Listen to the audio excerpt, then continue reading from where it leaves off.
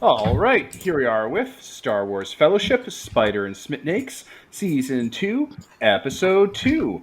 The episode title is Legacy. We're in July 2021. My name is Devin. I'm playing the Framework playbook, The Empire. And here with me today we have... Adam playing Lamnar, a Kaminoan, with the Spider playbook. Jack playing Kess Eldar, the Mandalorian, using the Elf playbook. Jonathan playing Boom93, who's a battle droid, using the Squire playbook. And Peter as Void Within Without, a given abyssal nemesis. Excellent. Who would like to recap what happened last session? Or, all of y'all together. Everybody, all at once. We got involved in realty. Trying to outbid the lowercase empire for land, and we didn't really know why at first. And then we found out. Oh, we definitely found out. Yeah, so they're... Yeah. Oh, so you go ahead. Yes, the Empire is trying to purchase Project Mike from the Kaminoans. A significant project which involves the creation of Primaris Marines, upgraded Mandalorian super soldiers. I think you'll find they're upgraded clone troopers. Based on Mandalorian gene seeds. Which the Empire has been supplying from a quote-unquote source. It's the three Mandalorians that we left behind on Hoth. In Season 1. Failed to retrieve from Nar Shaddaa. Yeah, they're back. Yeah. Okay, so to this end, you've met with some contacts here in Kamino. You've talked to people. You've sort of got the ball rolling on disrupting this project with your friends on Nar Shaddaa, and you just have to kind of drag it out and keep them here and keep the deal stalled out until it pays off. So, you got a lead that one of the Kaminoan families is definitely being held hostage, and you know that the Mandalorians are here on the planet, and you know that the project's here. And if you just keep it away from the Spider and Snake Alliance, you can shut down their attempt to take over this section and get a new source of power. Mm-hmm. And hopefully make some friends along the way. Oh boy. Where did we leave off last time? Were you still in the present, at the facility where they gave you a preview of the Primaris Clone Trooper project? Yeah, we went to the Aether Enclave and met with Chesnar, Lamnar's cousin. Yeah. Yep. He gave us the grand tour. Yep. And we saw their example, Primaris Horrigan. The prototype. Mm-hmm. All right. Did you want anything else from these people? If you want to gather more information, get more background details, anything like that? I almost feel like we kind of heard what we needed to hear for the current thing. See, if you steal all the intel, you can give that to the rebellion for intel points. But if I ask them questions about their history, then I can also get bonds with them. Give me little things. There we go. I think I'd like to talk to my cousin further to reconnect and sort of ask about future options for this project. Yeah, maybe they have a little snack spread for after the show, so they can start to schmooze whoever they're talking to. You're in representing investors, right? You're in basically the auditorium / the not ballroom, but the fancy meeting room where there's tables laid out, buffets, there's chairs everywhere. There's data, artifacts, things on display on podiums, art here and that. It's supposed to make it look fancy. And Horrigan's not in the center of the room, but he's by one of the walls where everything's kind of based around, standing in his own alcove, just staring everyone down with his armor and helmet on. On display. Yeah, Oof. On display. You put it that way, but it's entirely accurate. Oh no. Oh yeah. Yeah, so investors can come take a look and see the prototype. Mm-hmm. Hello? I think that Oob93 will eventually go up to Horrigan and open a conversation, because it's got to be interesting talking to a clone trooper who wasn't around to shoot battle droids. All right. Well, he's standing there, larger than you would be comfortable with for a living thing. Like Yeah, he's bigger than a super battle droid. yeah. And do you want me to like roll the dice to just see how this goes? Because I'm going to use the move. What is the move called? It's been a while since I've What rolled is dice. the move called? Fast friends, talk sense. Oh, these are actual Speak powers softly. you got. Yeah. All right. So What I said. yeah, speak softly is all about having a quiet chat, and they'll answer questions from you. So yeah, let's see what you're going to get, and that'll help us flow the conversation. Yeah. So I got a 5 plus. I think it's sense. I think it's wisdom Yeah, for speak wisdom. softly. Oh, even better. So 5, 6, 7, 8. So Okay, 8. So Not a that's fail. 9 minus. One of their answers is not helpful. So out of those 3 questions, what do you want to ask Horrigan? You don't have to ask them. Like, you can just give me the 3, and then I'll answer after I hear them. yeah. I'd like to know kind of like where his standing, kind of like where his loyalty lies, politically or otherwise. Like who would he fight for at this point, or who does he like want to fight for? Those could be 2 different questions if you The want. Oh, no, highest that's one bidder. question. I can answer that question real well at once. Good. What's the next one? What? Hi, how are you? Yeah, That's I'm not a thinking like question. maybe we could like. Do you just want to like start the conversation, and then I could be like, "This is a question," and then we Yeah, can all kind of right, keep all going right. from there. All right, well, Horrigan's right there towering over you. You can hear an electrostatic like thrum from his armor because there's a power plant built into it, powering the E-Web repeater that's built into his suit and all the other systems. Like he has his own ray shield like Droideka do. He'll say, that's a nice power plant you got there," and he'll lean in and he'll go to like tap it, and then like stop and like know better. Yes, it is ingeniously designed. 3 inches of Durasteel between it and any critical systems. Durasteel. Wow, they don't make armor like that anymore. They don't make anything out of it. It's shipbuilding material. Right. So how are you? Like, I he am like looks excellent. around. He's like, "You're well, okay. Obviously, you're excellent, but like, how are you doing? Like, what? How are they treating you here?" They treat me like I am product. I am doing excellent. Ah, you know what? I know the feeling. He like taps himself on the chest. His laughter is malevolent sounding, by the way. Like Oh, it's a deep obviously. cyborg malevolence. Yeah, and he's like, you got the laugh down. Oh, and there's like people nearby hearing yeah, this convo. Like, there's Kaminoans just drinking and talking while you're talking to him. Yeah, and he's like, it's like it's always interesting to like talk to product who's like on the other end of the spectrum. They've kind of built us to fail, but here I am, still kicking. It is not unusual for the baselines to fail at their tasks, even when their task in itself is failure. It is the nature of their unfocused minds. You know what? That's a sideways compliment, but I'm gonna take it. He nods in his power armor. I do. Let's see. I had already asked you. Like, what have they told you about what's going on, like out there in the galaxy? There is war out in the galaxy. There is strife, and there is weakness and failure. And they say that my brothers and I will clean it of these problems. And they are right. So who do you want to clean first? Whoever ensures that the rest of my brothers are brought up to the level they need to be at. And then everything will be over.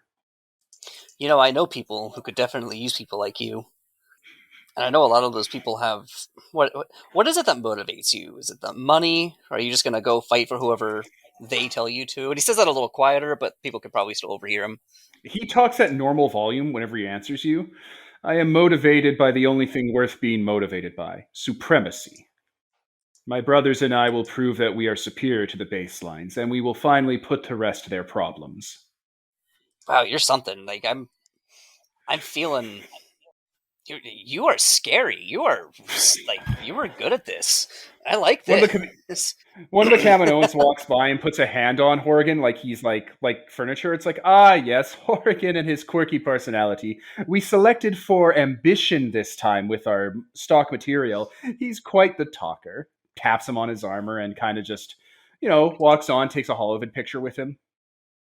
And 93 will pose for the picture too. Like Superior design be a breeds superior ambition, little droid. That's what the Primaris project's all about. Superiority. yeah, I started to pick up on that ambition thing.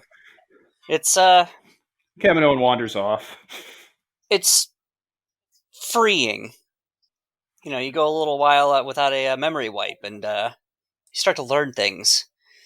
Sometimes you start to remember things. Your kind were probably the greatest invention they ever had. Servants that couldn't learn for themselves. It was perhaps the last great invention they have ever made, next to me. Yeah, I get the feeling that a lot of the, especially the last batch, did the best that they could, or they did everything that they could because it was all they can do. And this I new do not generation, condemn my older brothers.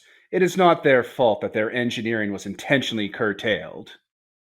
when I look at you, I get the sense that you're going to do everything because it's all you could.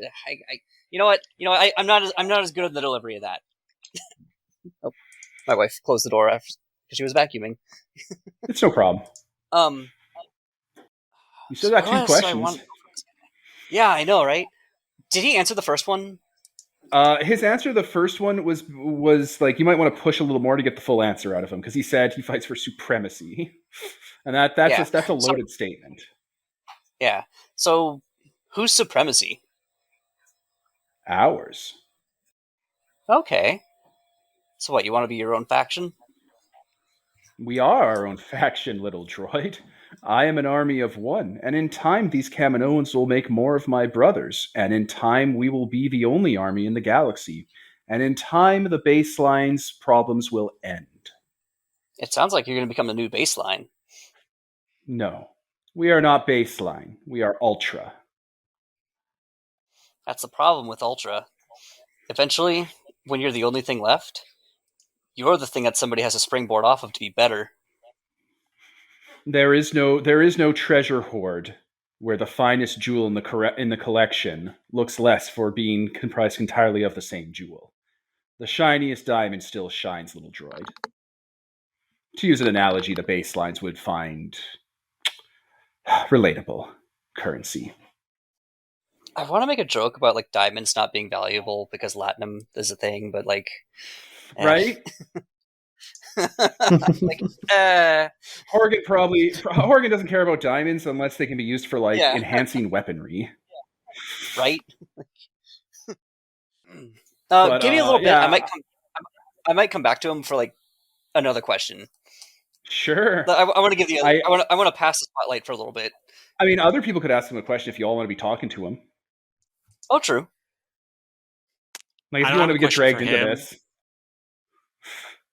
I don't have a question for him. I have a question for one of the Kaminoans. Sure. Any of them can be dragged over or talked to, or, Let's stick with Jesnar, my cousin.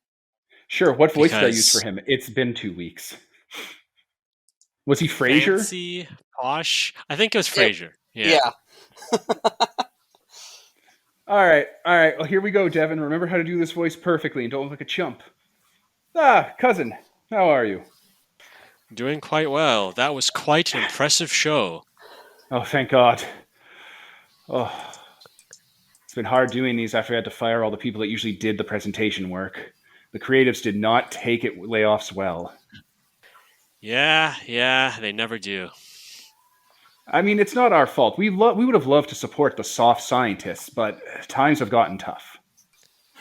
Money isn't like the supply and demand didn't really go the way we thought they would. And the economy, just this economy. Yeah. I look at him, and politically, I know Jesnar does not care about the Empire, but he also doesn't care about the rebellion. He cares about Jesnar's comfort, which I can work with. And also like his family.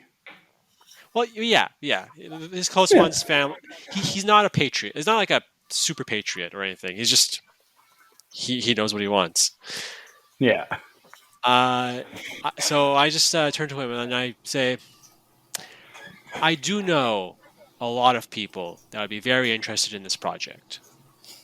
They may have some concerns about the specifics, like the soldiers not being able to ever get out of their armors.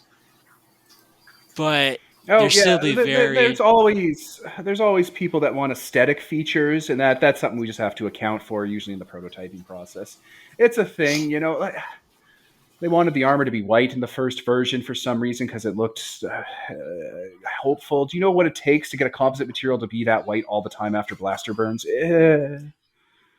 Yeah, I'm a mechanical engineer. I know very well about those aesthetic demands. I mean, one fire and all of a sudden you have to do another paint job. Just, I don't understand why we couldn't have made. Anyway, he lets it go. I know people that would be very interested in funding this project, and there's a lot of money involved here. But cousin to cousin, I have to just give it to you straight. Would you be willing to work against the Empire for this? And when you mean the Empire, you mean the Empire, right? Like the real one? The big Empire. The first Galactic Empire? Galactic Empire! Yeah. Fast. Yes. I mean, yeah, he would be. He doesn't have a problem with that. He doesn't care. As long as his bases are covered. Yeah, which you'd understand that means that we'd have to do this a bit stealthily at first, so they don't immediately drop bombs on Kamino if they find out about this. Yeah, I mean, we just have to find an off-site facility. There's plenty of those in the galaxy. Just find one of those and stock it with staff. Do you know how many secret science facilities the Separatists left behind across the galaxy? They're everywhere. Find one of them. Yeah, I've dealt with several. I know exactly. Okay, all right. So it's good to understand that you'd be willing to be on board. Yeah, he's super upfront with it. It's like, yeah, we'll earmark a bunch of tadpoles coming out of the academy for it if you find it. Tadpoles is like people that just graduated high school, basically. The answer is frogs. Sounds good. He's real cash about it too, about the sedition. But then my concern is that the other buyers will immediately try and just steal this project if you say no to them, because we're offering more money. I mean, they're crime lords, yeah. You should probably deal with that for us. With, like, violence. Yeah. Glad to see we're on the same page here. But then I'm just wondering if you have any friends or such that'd be willing to help out in, putting the boot to their attempt to put the boot to you. Not really. Without their security force, most people here are civilians. Like, there's not really a lot of Kaminoan, security people. They had clones for that. Well, yes, but I'm just wondering if he knows where a group of local clones would be that we can use. Because most clones retired on Kamino. Squad. Yeah. All right. No, again, awesome. Super casual. You have all the access. It's not even a problem. Clones? Right. Yeah, he knows about clones. He has clones for days. You went to Clone Man. You went to Clone Man on Clone Planet. He has clones. This isn't a trial for you. Cloning Man, where they just burn a big effigy of a clone. Danny doesn't know. All right, and then I just I smile, shake his hand, and then talk casually to him about wine and cheeses and other things I know he likes. He starts talking about like salmon roe and stuff, for alien fishes. He's like, we got to get Leviathan roe. Ugh. I can't believe we I can't mean, harvest it anymore. I know that they say that Kraken is a nice alternative, but it just doesn't have that same feel. There was a man who came through here a few cycles back, and he brought in the most delectable dish of crate dragon roe I've ever had. I didn't even realize they had eggs. The mouthfeel was astounding. Oh God. I grew up on The this vitreous planet. I fluids, the speak egg- this language. The vitreous fluids the eggs are suspended from the gestation sac. Oh my god, the seasonings in them.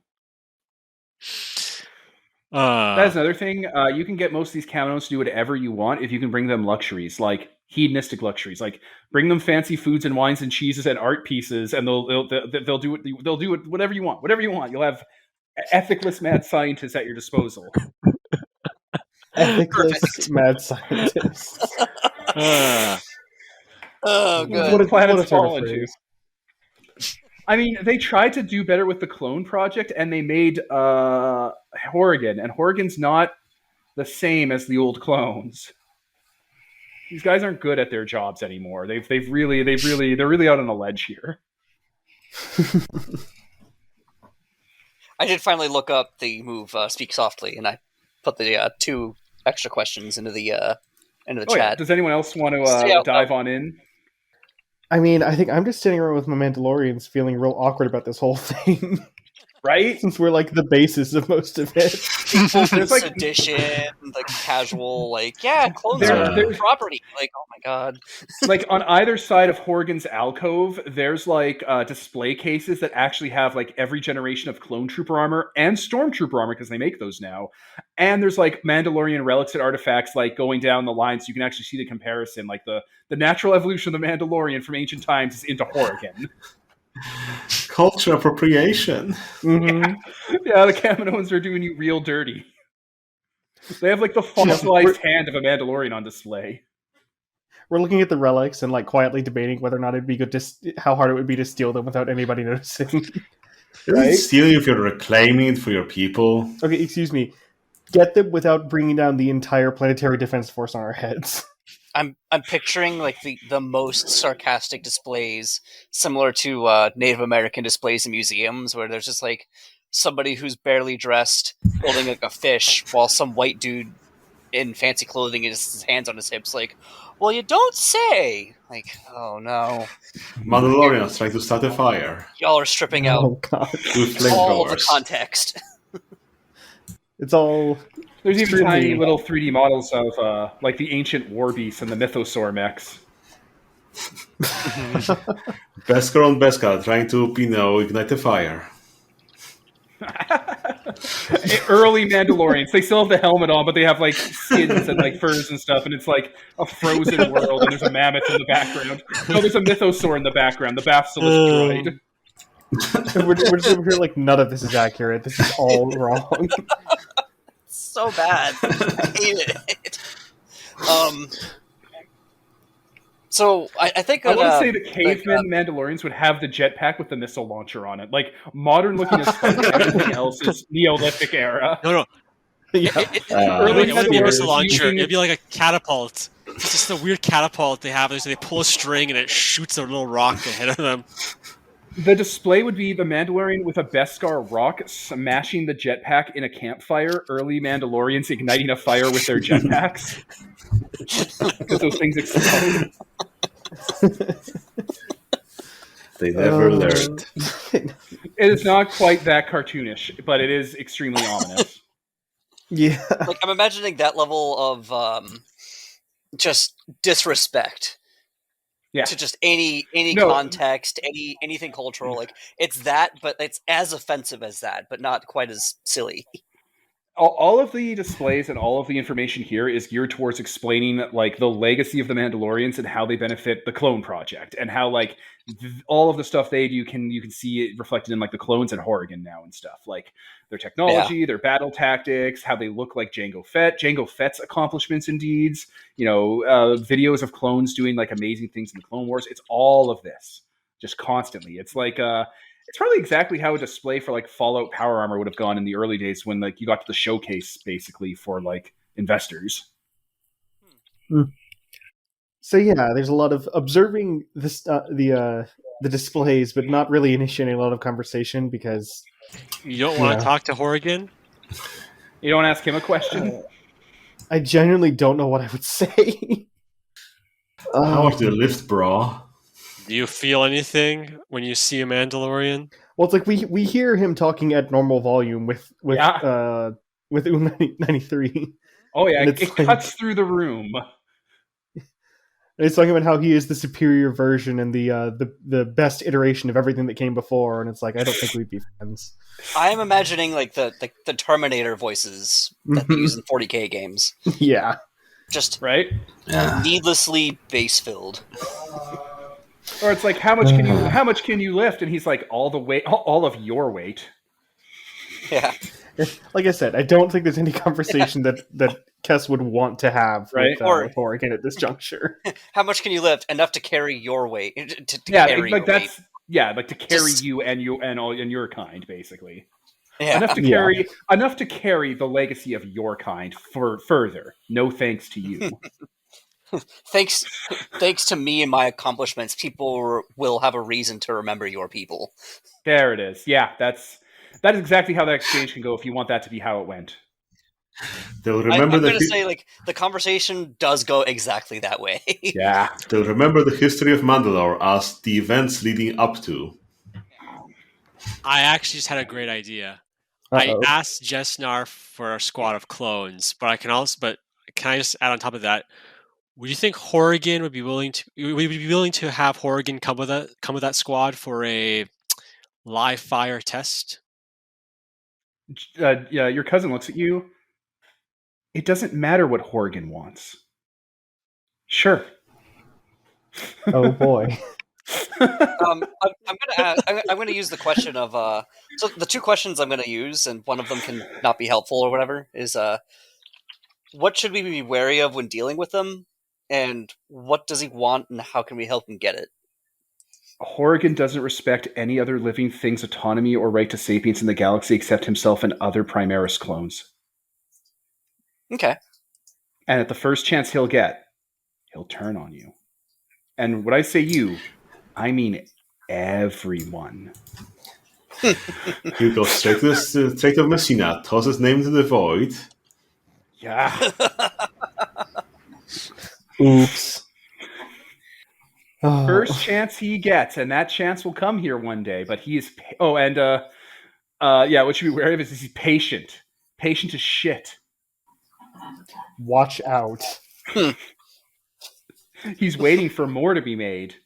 Like tens of thousands, millions. Which is why we would like to cut this off now, if possible. Because we're not telling him that. Oh my god. And for what does he want? The lie of it is I think you can infer what he wants from all this then. It should be clear. A forever war. He wants Glorious brothers. Oh, not a forever war. 40,000. Just enough to get enough Primaris clones, and then they'll just sweep across the galaxy and get rid of everyone else, and it'll just be Primaris clones. That's the plan, guys. They bred him for ambition. Cradle ships. I kind of want to play that game now. Where it's like This is now Dark Heresy in Star Wars. We're fighting Primaris clones, and they're like cradle ships. Or where only they're one. making new ones as they travel. There is a chance this The could next show Star up in the Wars third trilogy. game. Well, there's a third game coming up where you guys deal with Palpatine, or whoever is in that game deals with it, and it involves the last 2 games worth of setup. So maybe that's a problem. See, we just got some fresh people, so they don't know any context, and then tell them that this is Star Wars now, and... Oh my god, if we could find 5 people who've never seen a Star Wars before, and be like, oh yeah, there was a Clone War. Let's see, 5 people that haven't played in our games. 5 That new know people. Star Wars. Plus Peter, because you just need to have Peter on board. Yeah. Someone has to take notes. Someone has to take notes, Pete. I'm imagining somebody completely redoing the Obi-Wan and Luke's talk, where Luke's like, "You were in the Clone War," but he's talking about the next Clone War. He was like, And "Oh they god, don't no, even I was in call- the first. You were in the second Clone War. You were in the first Clone War." It's like, yes, you were in the second Clone War. It's like, no, I was in the first Clone War. Clone War Clone 1. War 1, Clone Like, War yeah, 2. they talk about it like World War 1 and 2. Oh no!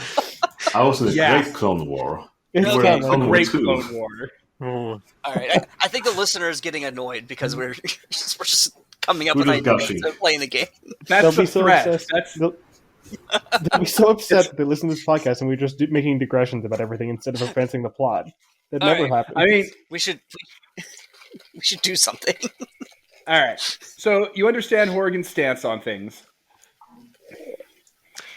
Do you have any do you have more questions for Horrigan at the moment? Boom. No, I think we're done here.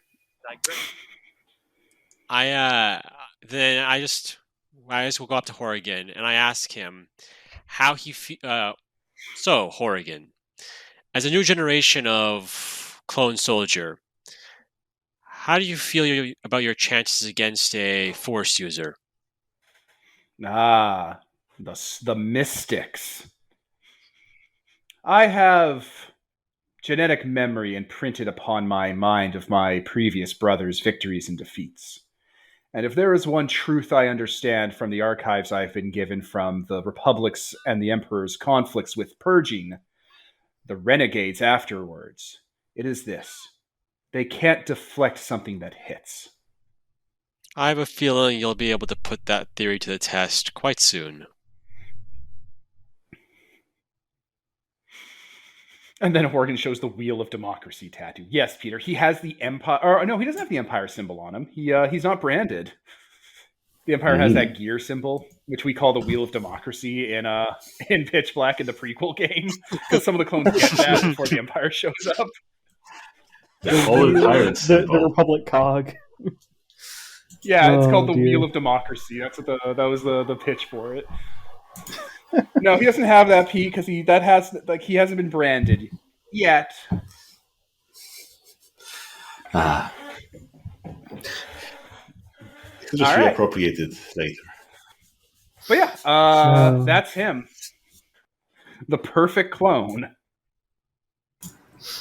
Hmm. The biggest of looks. Yeah, right. Yes. He's so big. I don't like it. But I have I have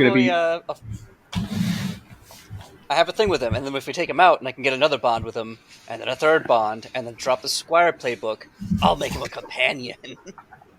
Oh yeah, that's what you want. The moment you drop your playbook, all your friends just come in and hang out with you. If you lay with dogs, you get Primaris Marines. That's how the saying goes. Yeah, that's exactly. I've never heard it any other way. Right. All right, so we need to. I think we'll kind of sidebar after a little while. Be like, Yeah, all right, gather guys, up and where do we talk. want to go from here? We need to go stop hostages from being hostages. Like, I think that needs to be our next goal, because that also gets us allies. And there are two sets of hostages on this planet. The Galaxy Machine Compact, their leaders basically being held hostage after their previous one was assassinated. And we have the Mandalorians, which we were trying to rescue before. They're now on this planet. Being used for Exactly. genetic material, I say, turning to face Jack. Cass. Yes. They're using their gene seeds.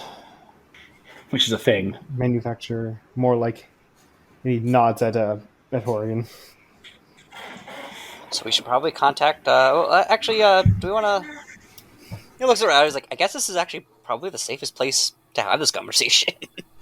I mean, is it? And I look around and I see a lot of the other Kaminoans just partying. Just doing lines over there, Like you do. lamenting on how they have to start mixing it with flour in order to make it last. Anyway. It's like, what if we mix it with this pure caffeine powder? Oh, he died.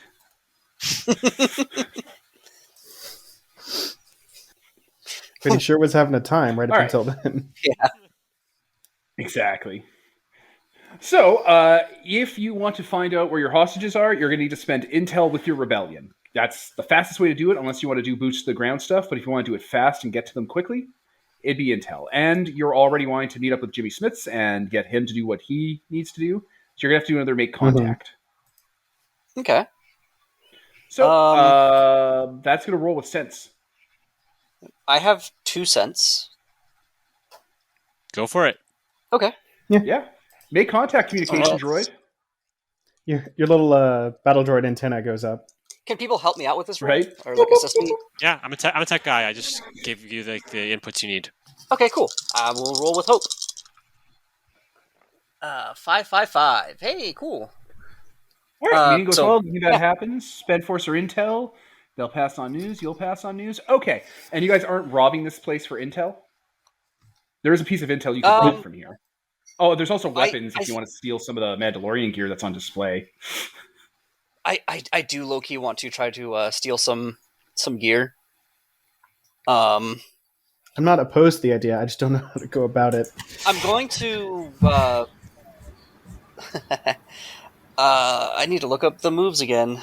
Do we have like a moves I don't list? think Fellowship has any steal something moves. Not unless you're like the it has halfway it has keep them busy. But I think keep them busy is courage, and I have -1 courage. You guys wanted getaway is the rogue move, guys. You get away, drawing no attention. You bring someone nearby with you. You get there quickly, avoiding any harm along the way. You just need to get a 10+ on getaway. Yeah.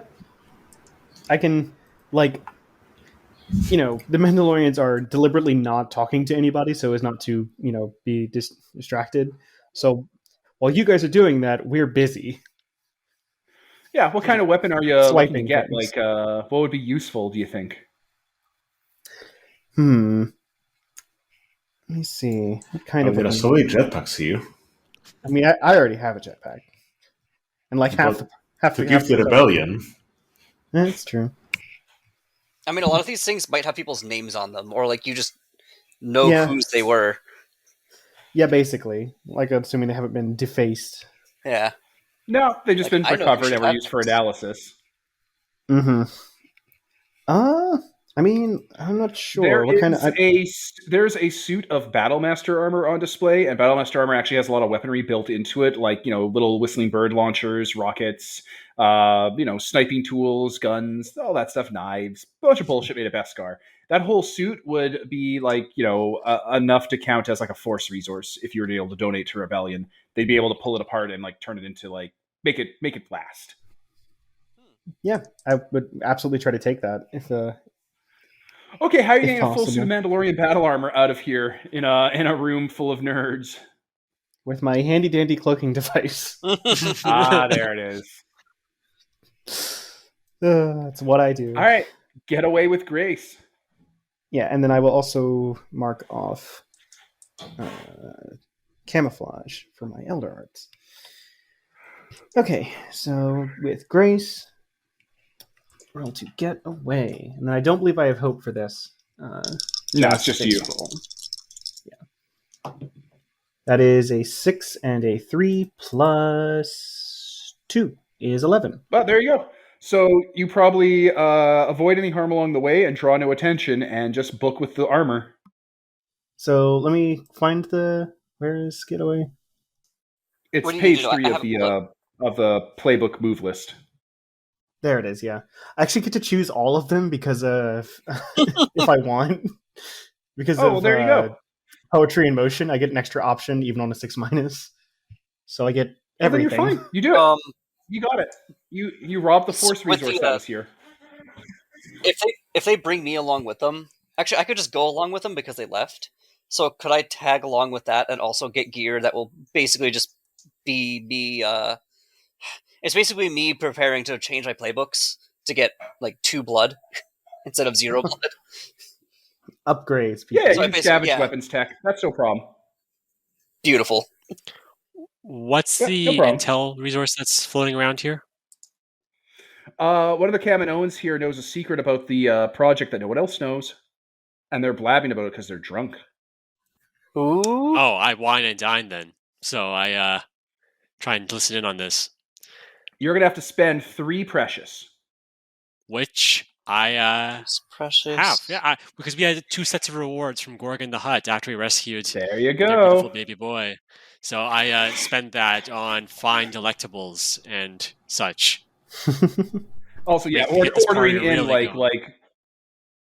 like all of a sudden delivery people show up to bring in like even finer food. They starts getting laid out. All right, he All right. spills. So, turns out research and development was gifted a bunch of DNA sources for the Primaris project, and they were going to use those as a new genetic baseline to kind of spruce up the Jango Fett DNA for the next generation of clones. Didn't even need them for that, though. The original account holder donated us another set of genetic material. And all we need to do is use those Mandalorians to bridge the gap between that material, them, and Jango Fett. It all vertically integrates. Fantastic work. So practically speaking, what does this mean? If you prod him a little more, what that means is back in the day, this dude called Sifo Dyas hired the Kamino Cloning Guild to make the clone army and provided them with Jango Fett. Not too long ago, like when they were going through the Primaris project again, Sifo Dyas dropped off a DNA delivery. Like a bunch of fossilized Mandalorian bones from some crypt, and they were able to use that and the hostages that were just brought in to kind of bridge the generational gap and build a new working model of like the Jango Fett DNA map and include the enhancements from the ancient DNA. And that's what was one of the things that contributed to making the Primaris project so good. The original guy, Sifo Dyas, dropped off some material. That's the intel. It might not mean that much to your character. Before the Clone Wars. Yeah, that might not mean much to your character if you don't have a full story of how the Clone Wars work, but the Rebellion getting that intel is different. Somebody cares about this. Yeah. This is a lead on somebody else's quest line. Yeah, it also makes sense to you guys in context later. Neat. Okay, so that's the one piece of intel. You can donate that. Yeah, I'll donate it directly to the Rebellion when we set up contact. So yeah, gives us you guys 2. bail. You guys bail on the party, and you get a communication hub up and running, and you contact your Rebellion, and they'll patch in Bail Organa because you want to talk to him about the money, right? Yeah. Bail will set that up for you. Like he'll make the calls now and put out like a hyperspace broadcast, like priority from Alderaan to like get that banking done through the banking clan. Cool. And that will stall the project long enough for us to do something about it. Yeah, you've officially stalled the project. Now the Empire's going to be pissed. But remember, Bail's going through proper channels, so this is going to get back to them pretty quick. Like, they're going to find out immediately what's going on. The second they get a win that Alderaan money's in play, they know it's the Rebellion. Which means we need to move. Mm-hmm. Yeah. Duoclops is going to show up. Greetings. Like, he'll walk in after Bail turns off the hologram, basically, and you guys deal with your Rebellion and kind of give them the orders. I'm going to assume you're going to give them the orders to spend resources the way you want to spend them. Yes. You know what? If you spend like one intel, it reveals something. I'm pretty sure. I was looking at that earlier. One intel reveal, discover the last known location of a leader or general, or reveal one weakness or weakness move. So if you launder that intel, Duoclops will show up on behalf of the Rebellion because he was also, looking into kind of working with them to deal with his problems he's having, and he'll come on down with the intel you need. We need to spend 2 intel though because we're not in Rebellion place. Oh, fair enough. So that means that our intel basically is washed clean. Then we spent 2. Oh no, we gave 2 and spent 2. You gain 2 from bringing something to the Rebellion, then you spend 2. So makes sense. Yeah. Bing bam, info in, info out. All right, Duoclops comes on in. So I shouldn't be telling you this, but the buyers for the project are on site now, and I know you're looking for those new donors that were brought in for the project. They're also on site there. They've been brought in recently. And like he'll give you the layout of the place and like what you need to know to get in. And yeah, it's actually pretty hard. It's an off-site facility basically that it's all being stored in. So out past this landing area, there's towers coming out of the ocean that go underwater. And they're in one of those. Is Void still He'll- with us right now? I mean, yeah, I'm around. Okay. I'm the redeemed still. Yeah. Who It still can only be has accessed. guilt? It can only be accessed by going underwater. There's like a ray shield and point defense system, and they have private security and drones. So if you try to get close to it, you'll probably get shot down or like arrested, or they'll know you're coming, or they'll put up like siege mode because it's like a third-party private facility they've kind of erected, a fortress. So you have to go in from the water and go up from the bottom. But like getting access to it is impossible. No one has the credentials for it unless you're part of the project or unless you're like part of that empire. We turn to look at Void. Well, everyone turns as one and looks at Void. Well, I still have my credentials. Then Duoclops can tell you where you go to get in. All right. He also says you don't want to be taking. He also mentions casually dropping this, like it's nothing. That you probably don't want to try to take him from the air because there's been meteor storms the last few weeks. It's been very strange. Like just a freak amount of meteors have been hitting the planet. But like it's an ocean planet, not a big deal, What's a few Yeah. tsunamis? right? Like it doesn't really affect their cities the way they're built. It's like, oh no, water washed over it. We're good. That's every day for them. Yeah. Whatever. We get to harvest some meteors. It's cool. Maybe we'll find like an ancient god temple or some nonsense that's usually in them. It's like Or, Floridian's reaction to Bunch of dead a Minox. Class 1 hurricane. Yeah. Like, hey, Hurricane Elsa already came through? Hey, tell her to swing back by. What's wrong with you people? Who are you all bringing to go on into this facility? Why are people like this? I think 2 Mandalorian companions are definitely coming with me because, Okay. it's kind of an honor thing. I For have sure. a squad of. I have the clone trooper mercenaries we have previously hired, as well as the squad of clone trooper soldiers and Horrigan from Jesnar that he loaned us. Oh, yeah. Jesnar's not going to send Horrigan to that facility. Are you drunk? You're going to have him attack his own facility? He can't do that. Sorry. He didn't understand. That He would thought you were be going to go like. bad. He thought you were going to go shoot mercenaries or like, I don't know, droids or something. But no. That's not happening. Sorry. That's just terrible. I thought it was a long shot, but I thought I'd go for it. Okay, then there's the He clone gets trooper it. mercenaries. He gets then it. Yeah. Yeah. All right, so you got 2 squads of clone troopers. They're all like talking like that one voice actor and, fist bumping, and they got their helmets ready and they're all ready to go. Do we add them as a extra bond, or do we just like? Yeah. How does that work? You can get a free bond with them because your cousin basically hired them out for you. Cool. As an apology for the Horrigan thing, it's like, you know what, I'll pay for it. It's all good. Okay. He'll set up the chain code contract. Nice. All right, so it looks like you got your team, and you should know that, like, what do you expect if you go on in with this team? They're going to know that something's up if you're going into the facility like that, and it is staffed almost exclusively with Kamino and civilians. There are going to be Empire soldiers there when you go in, and it's going to be a firefight between your kills team and their security. You do have a kill team. This is a kill team. Mm-hmm. Yeah, no, that's, yeah. We all know why we're going here. This is a death watch. We can't keep using these terms. Right? It's like, no. Don't call it that. Horrigan's going to call it Please. that. I know he will. That was never in doubt. Clone Trooper Primaris, kill team. Or death watch. Oh, man. Oh, That's I also what's bring wrong. Meathead. I forgot about him. Hey, it's Meathead. Here he is. I also forgot about Meathead. He's Good about soldier follows orders. he's about as big as that giant clone trooper from the Bad Batch team, probably. To give you an example between just how much Wrecker, bigger yeah. Horrigan is. Yeah, Wrecker. Yep. I'm Okay. not saying it with the horrendous accent. So you guys are going to take a sub, like one of those like skimmer subs for the underwater. It's going to dock into the fortress. You have access codes. You'll be able to get into the dock itself. Will probably not be occupied because they've already unloaded everything and they're not expecting deliveries. So you'll have to go to the bottom and make your way to the top. Maul and the Kaminoan family are held hostage at the top in the penthouse suite.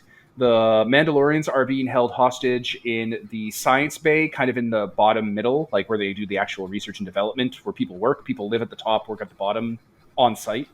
And the data backups, like the sort of core research data, will probably be in a data vault. It'll be on site somewhere, and it'll have physical data you'll have to pull off of it, like in Drive format, because digital stuff doesn't really work the way you think it does in Star Wars. Okay. Sound good? Anyway. All right. I'm going to hit pause. Do we have... Okay, and we're back. Scratch pad. Yeah, the scratch pad's up. So you guys head on down to a nearby dock. An elevator will take you down to lower levels where there's an aqueduct. You basically give all the credentials to one of the automated trams there, and it begins driving you towards the offshore facility. So, the water is dark and turbulent because there are storms. Your lights and your radar show you the evidence of large shapes moving on the extreme periphery of your safety sensors. And like what the Guardian nets they've set up around various installations are, discouraging local Leviathan wildlife from coming on in. Oh no, this is Subnautica. Like a lot like Subnautica, they have to deal with mega predators under the water because it's an ocean planet. They get big. Megafauna. Water creatures get big. Less gravity you got to deal with, I guess. So buoyant. So then, the darkness eventually gives way to the facility. It looks like there's a shelf here that rises out of the planet that they've drilled into and built the tower out of. And it looks like a big spire with like balconies and rings around it that have like walkways connected to it, like a large broadcast antenna, but it's a facility, basically, a place where people work. You dock. The tram goes up into a docking level. It pushes all the water out. So when the door opens, the tram is half submerged in water. You have a gangway that leads up to, the stable ground, and there's like a pool of water that the vehicle's in. You'll have to submerge and drive out a tunnel, like in any submarine dock. Oh yeah, of course. You guys disembark. That we do. So, how many big fish? How do you keep your giant fish out of these tunnels? Gun turrets, probably. Great difficulty, but yes, also a lot of gun turrets. Sonar machines or whatnot, shield arrays, ray shields. Yeah. The invisible lightning fence underwater. Yeah. You work at it. Yeah. You build in the safe shallows.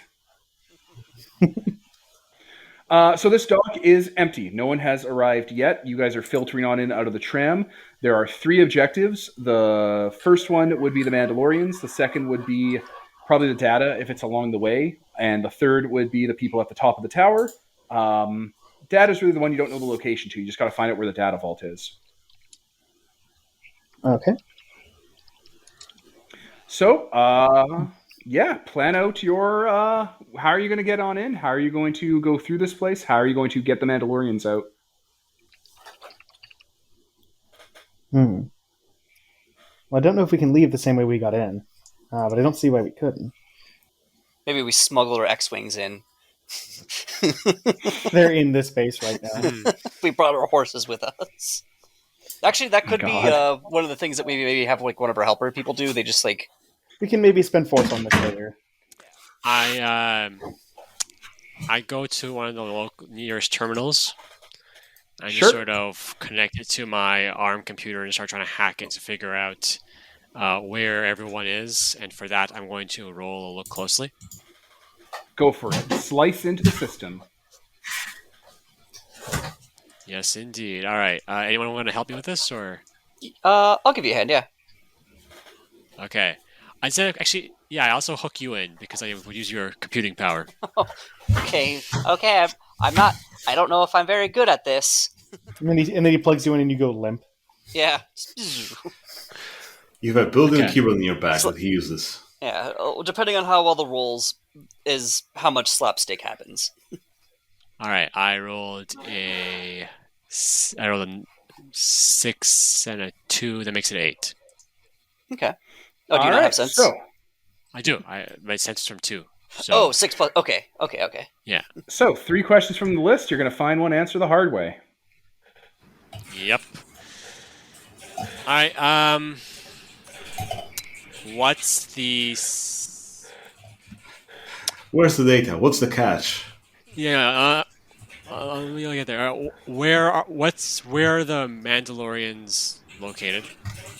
Mandalorians are being held in secure. Oh, sorry, I'm answering ahead of you. Continue. Let me just think. Like, let me know if you guys come up with better questions for these. But for now, I'm thinking where the Mandalorians located, where's the data located, and what emergency life rafts are in the facility, just to sort of get them out. Because we know where the hostages are at the top floor, but I'm glad you asked about that because that's going to come up. Yeah. All right, let's start answering questions. So emergency life rafts. This facility, of course, is equipped with a full suite of emergency life vehicles and escape pods. Fully stocked, fully equipped, ready to go. Easy peasy. Where are the Mandalorians? They're being kept in a research facility detainment area. Not close by, but it's closer than everything else that you're looking for. And you'll just have to head towards it. And as for, what was that other one? Where's the data archive? It's not on any records here in the schematics. Sure, buddy. Okay. Which means that it would have to be in a physical. It would be in a hard drive, like a physical hard drive, somewhere secure. Or it could be in some droid. It should be in a data vault or a physical location, and it's not in any of the records you can find in the computer. They've obfuscated its location. Cool. So I'm going to roll sense if this is an off the books project. Yeah. All right. What is your next move from here?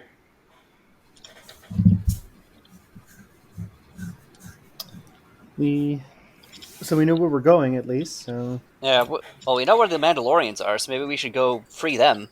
Yeah. Probably have Void leading us in case we run into official trouble. We should also probably steal some things. We can do that on the way. Rob this place a little. Yeah. I mean, there's just all this juicy intel everywhere. Well, I mean, when we free the Mandalorians, they'll probably want gear to use to help us out, to also help us steal things. When we free the Mandalorians, they'll be indentured to us. They're not Wookiees. It's not how this... Wayfarer says that, by the way. This is the way. I feel like I just kind of turn and shush him. I look at Kess like... I look at you, Kess, like... Is it? So head like, is this actually the way? Or no. Let's go get them. Oh no! Womp womp. All right, so let's do a bit of a long journey through this whole little thing to get to the big conflict of the session. So, scene 1: who wants to be the person that has to solve a problem? Who wants to suggest a problem? And you could do stuff like, we have to save the Mandalorians. Like, that could just be the scene in here. We just start that off. Or be like, you get ambushed along the way. I Scene think 1, Maul's monologue over the intercom and, projecting something nasty. He's not talking over the intercom, I'm going to say, just because Okay. He's doing something on the top floor, just as an FYI. He's busy. maybe we walk in, in our mission to steal things, we end up walking into the display room, or the testing chamber. So we have some problems that we need to deal with, such as live fire tests, but we could also get access to some stuff along the way. If we stop this turret from shooting at us, we can use it in the future. Maybe, yeah, if you go into a weapons lab. All right, so scene 1, weapons lab. Who wants to be the person running the scene? The kind of, it's like, hey, there's going to be a weapons fire test. Who's the one that's going to be taking point on this one? I can go ahead and take it. All right. So Insuling has suggested one thing and has done one thing for himself. Oh, okay. I didn't know. Oh no, I cut in line. It's okay. It's a live fire test thing. Yeah, it's a weapons development lab, and it's going through automated testing right now. So you come on in and you know what they have? Here's what they have.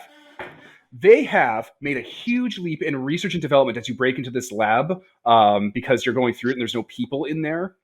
Because these are montages as you're moving through the facility. And they have taken Horrigan's E-Web repeating blaster tech, and they've taken the power plant tech, and they've made a leap in technology jump. Because Horrigan was just a prototype, proof of concept. They can take it further now. They know how to work with that new power armor technology, and they can make it fit for the new generation of soldiers. So there is a gauntlet that looks like it's supposed to resemble the power armor Horrigan's built into, and the fingertips are all, and the middle finger on it is extended forward, and it's firing a beam of energy out at a testing plate, and it's cutting through it. And it's extremely just powerful. As another note, I want to say that the reason that we came in through this way is because we opened a door, or we saw guards, or people who would be a problem. So we're like, all right, let's go this other way, and ended up sneaking into the live fire room. We're like, oh no, all right, this is potentially worse. Yeah, when you guys come in, the doors shut around you, and targets are going down and popping up around the room, including behind and around you guys. And the gauntlet is just swinging around on motors and mechanical arms, targeting, shooting things fast, and it's just cutting through stuff. It's a powerful weapon. It's the new experimental technology for them, the Digi Laser. I love it. You love it and you desire it. God damn it. It's a laser, it's on a digit. Yeah. Yeah. It's also a Warhammer 40K reference. It's I know. Yeah, it is. Okay, good. I didn't know who knows what. Yeah, I know that was the goddamn it. Oh man. Okay, so you guys are in immediate danger. All of you have soft cuts coming to you for being damaged by this thing. Awesome. Oh god. Who wants to go first? Who wants a spotlight? All right, I immediately just start cartwheeling away from the laser when it comes near me, trying to overcome harm. Yeah, go for it. That sounds good. Who else? Yeah, I was going to try to probably gain a little altitude and hopefully get out of its targeting range if it's just going for stuff on the floor in range. Oh yeah, no. Once it shoots around and you guys start moving, the other fingers open up and they also start firing. They're targeting all of you and the targets. You've tripped. In that case, I'm trying to make sure that I testing. Okay, in that case, I'm going to try to dodge what I can, get out of the way of what I can, but also catch anything that does hit me on my armor to stop it from really hurting me. Yeah. We would try disabling it together so we could, overcome together with hope and blood and so on. Yeah, that's fair. I'm gonna take a shot at it. I'm gonna take one of the targets, and because I assume that when it hits it, there's at least a second that it's hitting the target before it just blasts through. Actually, the lasers are continuous beams, not bullets. Yeah, exactly. So, I take one of the targets, and I will assist somebody in working to overcome. Should I? I'll be roll up. My acrobatics will be more to keep it busy. So just constantly trying to target me while I twirl, flip, and all that's a good idea. Well, that means you take damage, son. Roll, keep them busy. Yeah. All right. That means you're not dodging the cut. Yeah, I will assist. Kess, I think it is, right? So are you also rolling keeping busy? No. Lamnar is the one. Lamnar, okay. I was going back to the thing, who's talking? To give someone hope, you have to be doing the same move and doing the same action with them, basically. So if you're both trying to keep it busy, you can give the person who's rolling hope, but that means you're keeping them busy, which means you're going to get shot. Yeah, I'm okay with that. Okay. All right, I rolled a 7. All right. Let's see what's going on here then. Keep them busy. Buy time. Their attention is now all on you. So you both take the damage for keeping it busy, and the rest of you guys don't have to worry about being shot because it focused all their attention on it. So the fingers are shooting you guys and trying to rip through you. Okay. All right, who's up next? All right, well, this thing is a threat, by the way. It has stats. I don't have them written down because you don't need to worry about that. It just has stats. Honestly, this is good for me, especially because I'm getting web from this. Would it be an overcome to try to like take a shot at it while it's distracted and try to hit a weak point? I think So that's finished. because it's a what is threat, it? you have to build advantage on it. So figure out a way to gain advantage that someone else can take advantage of to finish it and take it out. I'm keeping it busy. That's the advantage. Like it's distracted by me and It's essentially there you go, completely then. on them right now. Yeah, then you're good to go. All right, where is finish then? Or wait, oh, there it is. It's the first one. Okay, Roll with blood. I... Well, I got to point out, if you roll with blood, you're killing it, which means you're destroying it. If you want to keep this, you have to roll with sense to disable it. Okay, that's true. So yeah, to disable or knock them out. I mean, if you just at least get a 7, you can do some damage to it. Yep, and only have Not 2 your stats. senses. True. I don't have hope just because of the advantage, which is fine. Yeah, I can go ahead and roll sense. I don't have a bonus to that, which is why, but it's fine.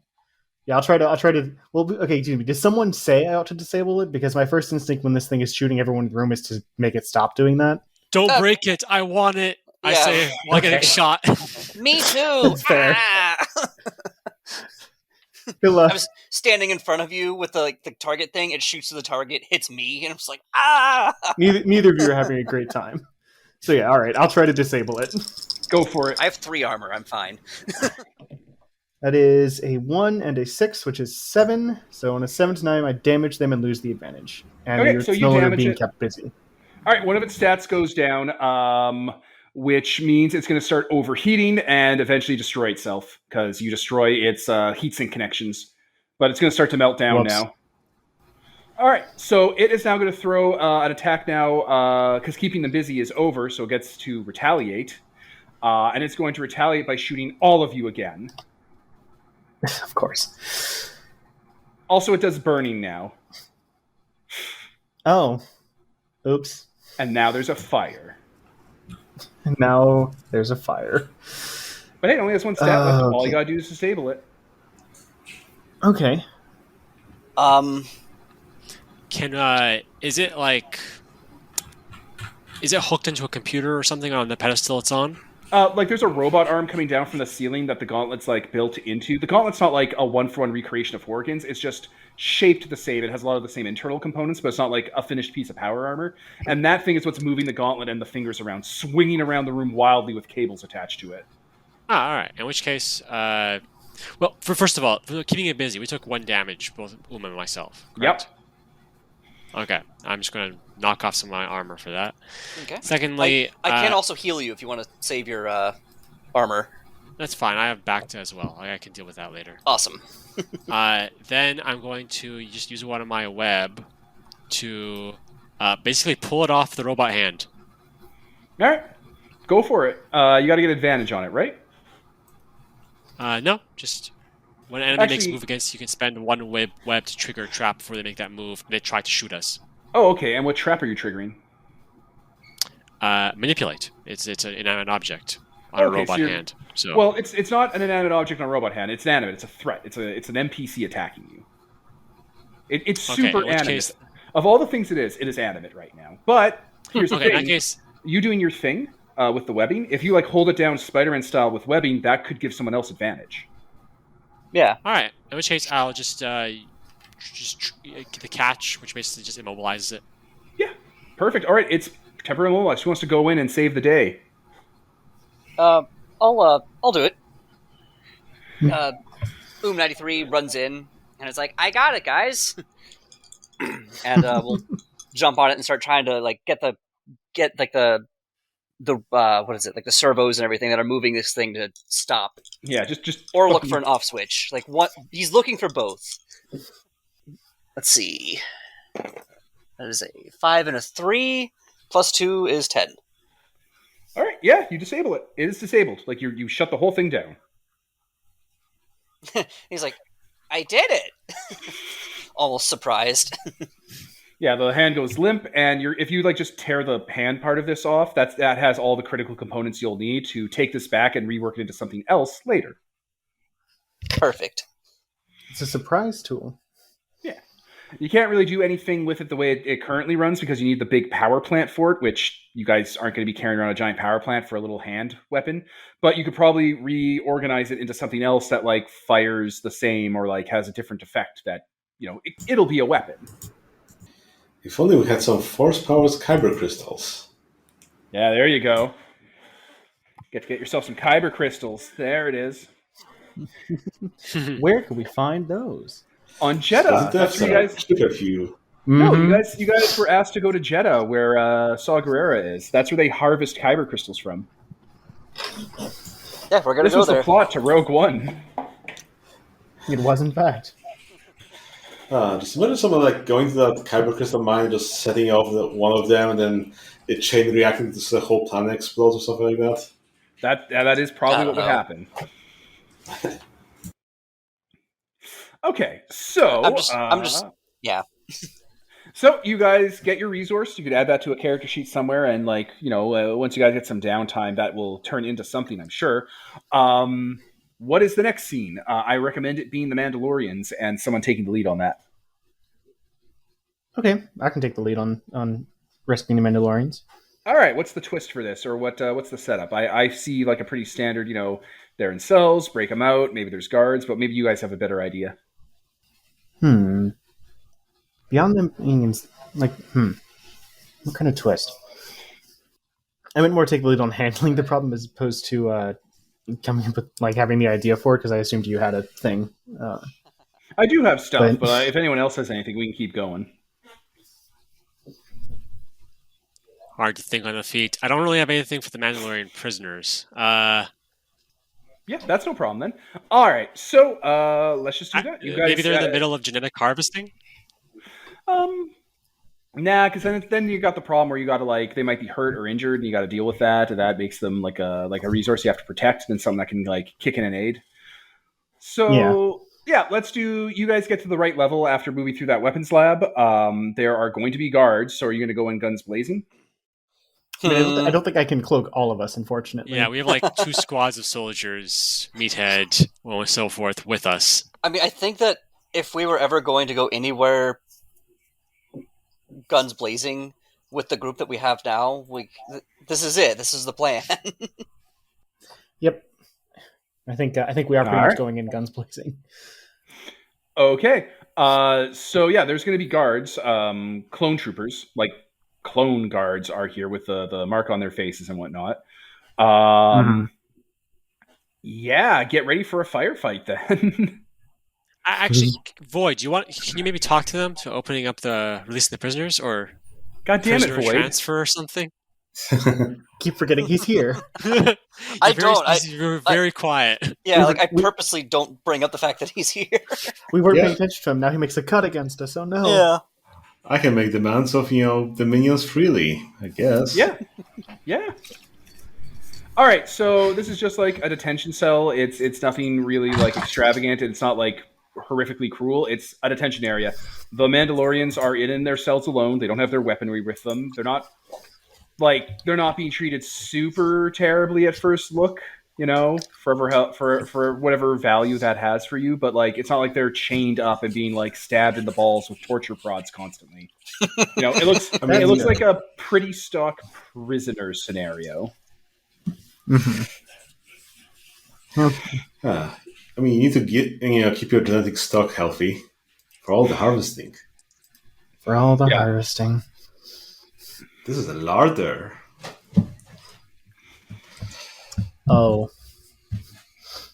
All right. Well, I guess Void. Are you going to try to talk down the guards? Sure. I guess I'll tell them that we're transferring them, just to release them and so on, and hand them over to these clone troopers over here we have with us. Yeah, okay, that obviates the problem because you're the nemesis. Yeah, they released the Mandalorians to your care. There. I don't suppose they know anything about where the data is held. The clones, they just got here. They don't know the layout. Okay, carry on. Good soldier follows orders. Yep, they nod. So you got the Mandalorians back. They're with you. I'm assuming you get a little bit away from this area. Yeah. Mm-hmm. Yeah. I assume some of the mercenaries we have brought extra weapons to just hand over to the prisoners. Absolutely, and they'll stock Yeah. up. Do you want to know anything about the scenario from them? Do you want to get any intel from them? I guess that could be the next scene, like scene 3 is like scene swipe. You guys find an area to rest after avoiding an entire firefight with a squad of people. Scientists are like moving away from you guys and keeping a distance just in case, because they know Void's here, but they don't want to get mixed up in like any interference. That's probably for the best. Yeah. So yeah, you sit them down. You're in a rest area, kind of. What do you got? Well, besides checking over them, make sure that they're mostly unharmed. They're in pretty good spirits and pretty good health, actually. It looks like they haven't been really that injured by their treatment here. It kind of doesn't look like any like real experimentation's been done to them at all. Yeah, it's a little just they've been harvesting their blood, more or less. They were for a while, but then they kind of just stopped a few weeks into it, and instead we're asking them to. Instead, they started asking them to give like references to like cultural context or translations. It was an odd change of pace. Mm-hmm. Probably has to do with the new genetic material we heard about from the from the original. What the fuck was it? Account holder. Sifo-Dyas, yeah. Yes, that's Sifo-Dyas. Yeah. The wizard. Yeah, the wizard. I would probably fill them in on what we've learned about like the what's been done with what project they have been made a part of. They give you with that context, they're able to kind of like share resources and kind of get a vague idea. A lot of the things the Kaminoans are asking to translate for came from an era of time they're familiar with because they're Mandalorians that are part of Mandalorian culture. Of an ancient time when the Mandalorians ruled in between the change of power between Mandalore the Conqueror and Mandalore the Prophet. Do you guys know the story of that? Have I told the story of that in this game? Possibly, but it might have been season 1. The story about their war with the Jedi and how that ended. There was like The brief recap is Mandalore the Conqueror led a glorious crusade against the galaxy, and basically they were hunting them, and the Jedi had gone to war. At one point, they sacked a Jedi temple and like abducted some of their people and put them into their ranks. And that person grew up to become Mandalore the Prophet and slew Mandalore the Conqueror and like reformed the Mandalorians under a new directive, basically. And he was like a Force-sensitive Mandalore. So what they're saying is all of the translation data and work they're doing was like for that era of time. Okay. Why would they want that? Is this something they don't know? Darksaber again? Is Maul after that again? Fucking again? It didn't really come up. Like they didn't really ask about the Darksaber. But I mean, the implication is that Mandalore the Prophet was the wielder of the Darksaber, right? Is that where it comes from?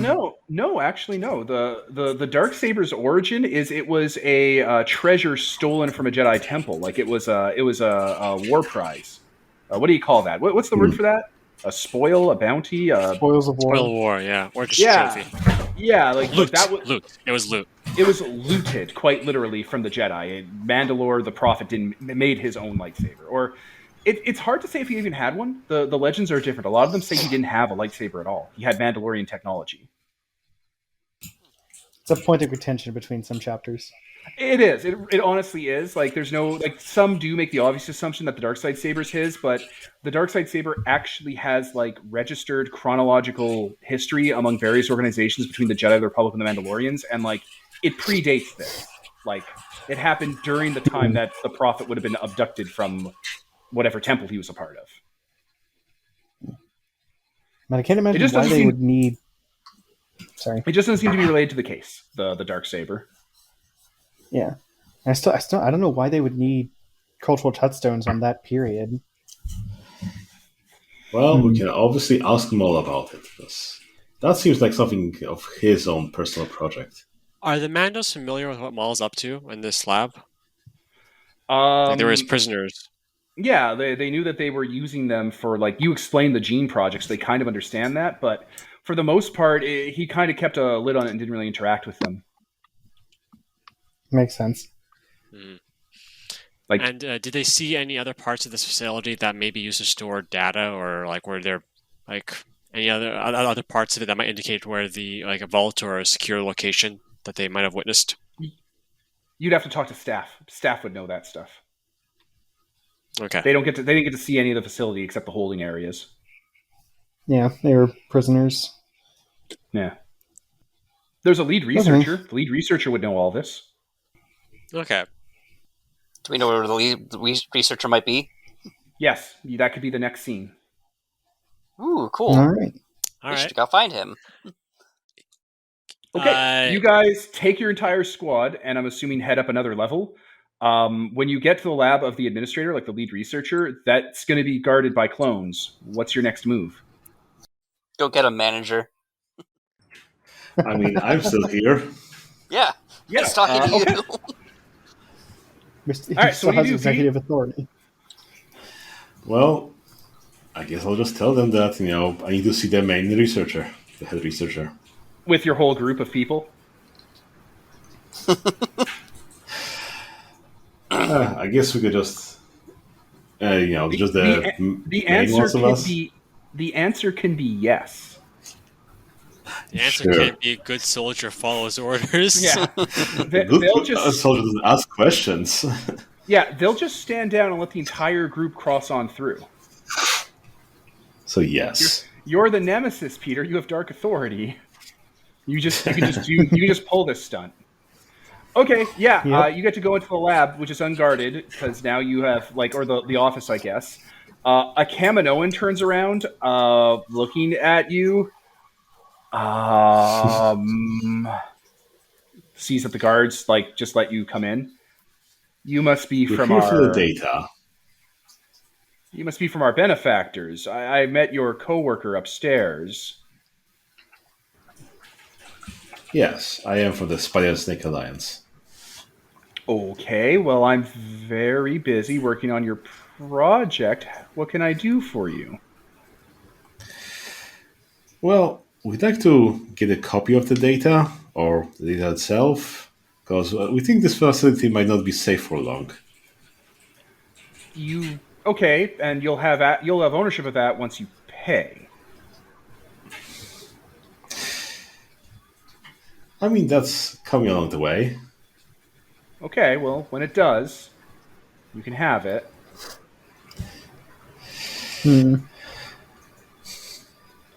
Unlike your little hostage upstairs, I'm not really worried about a blaster bolt going through my brain. The information in there is valuable to the project. You can't bully me into giving up the secrets before you pay me. Oh. Not with that attitude. Oh, don't worry. I can kill you and bring you back. Over and over. But let's not go that far. Clank, hands clapping together. I'm gonna roll Speak Softly. That'd be a quiet chat. Good cop, So bad cop. quiet. Oh, You hey. just go over and be like, "Hey, buddy, I'm on your side here." Clank, clank, clank, like, next to him. I got a what is that? A 9, 10. I got an 11, 12. All right, perfect. So, what do you got for me? I gotta look up that move again. You should really have the, play this game. You should really have it up. It's the just- short sheet open. there it is. This is the playbooks document for book 3. Yeah, it's. I'm on the laptop because it's really comfy in bed instead of Yeah. being sitting at the computer where my cat can poke my toes to get me to play fetch with him. It's this whole thing. All right. So what can they tell us about the thing that we're asking them? I forgot exactly what we're asking them. For the data? Yeah. The So data on the project. I schmooze them a little bit. I'm like, whoa, okay, hold on, and I like slip a bottle of I don't know Catharian absinthe out of like a pocket, like slide it across the table to him, and use one of my precious items. He'd be like, hey, hang on now. So I get All a right. bond with him. I also get a second bond because I spoke softly. There you go. All You're gonna be right. my companion. Do you want me to name this guy, or do you have a His name name's for Doctor for him? Toxic. Doctor Toxic Nar. Yes, Toxic Nar. There you go. Uncle Toxic, is that you? Yes, it is. Surprise. He's never been the same ever since he had to divorce his first wife, Dr. Poison from the Skako and Techno Union. He's a character in the other game. She married a Dathomir Force Witch and built her a vampire cyborg droid. That was nice of her. Yeah, crazy times in that previous game. A lot of stuff going on with witches. A lot of witches. So many witches. So yeah, Lot of deadites. what can you tell us? What can you tell us about this? All right, what do you want to know? What are you looking for? What do you want? What do we want, guys? You gotta want Where something. the data's located? Oh, well, the data's off-site. They do use off-site data storage. Everything here is through a terminal so that it can't be compromised in the event of like someone trying to take over the entire facility like you're doing right now. Perfect. So, what happens if we wanted to get that data? You'd have to go to the off-site facility and take it out. Yeah, but where's the facility? Like, he knows where it is. He could tell you where it is. Is that what you want? You want to know where Yeah. it I is? want to tell you where it is. Yeah. That's... I mean, that one's going to be a hard one. I guess you can just get the answer to the question, though. No, you got to convince him. You got to convince him to, like, give it up. This is a $60 billion deal. So, Uncle Nar, it's me. Guess. Yeah. You're not I mean, Cassian, Lamb. man. I God mixed damn up his names. I know how this That's your conversation goes. own name. It's not, okay, do I use my own name frequently? No, I use other people's names. They're the first thing I think about. It's like, what's your phone number? It's like, I don't know. I've never had to call myself. Uncle Nar. It's me, Lamb. Sure. Yeah. Nice to see you. Yeah, we put down the down payment for buying this project. If you want, you can just call up Duoclops. He'll confirm that. We have the money's already in escrow heading this way. It's just that our major concern is the original buyers. I just look up where we think Mall is. Probably won't take that well. So we want to ensure that they won't take the project. Can you help us out here?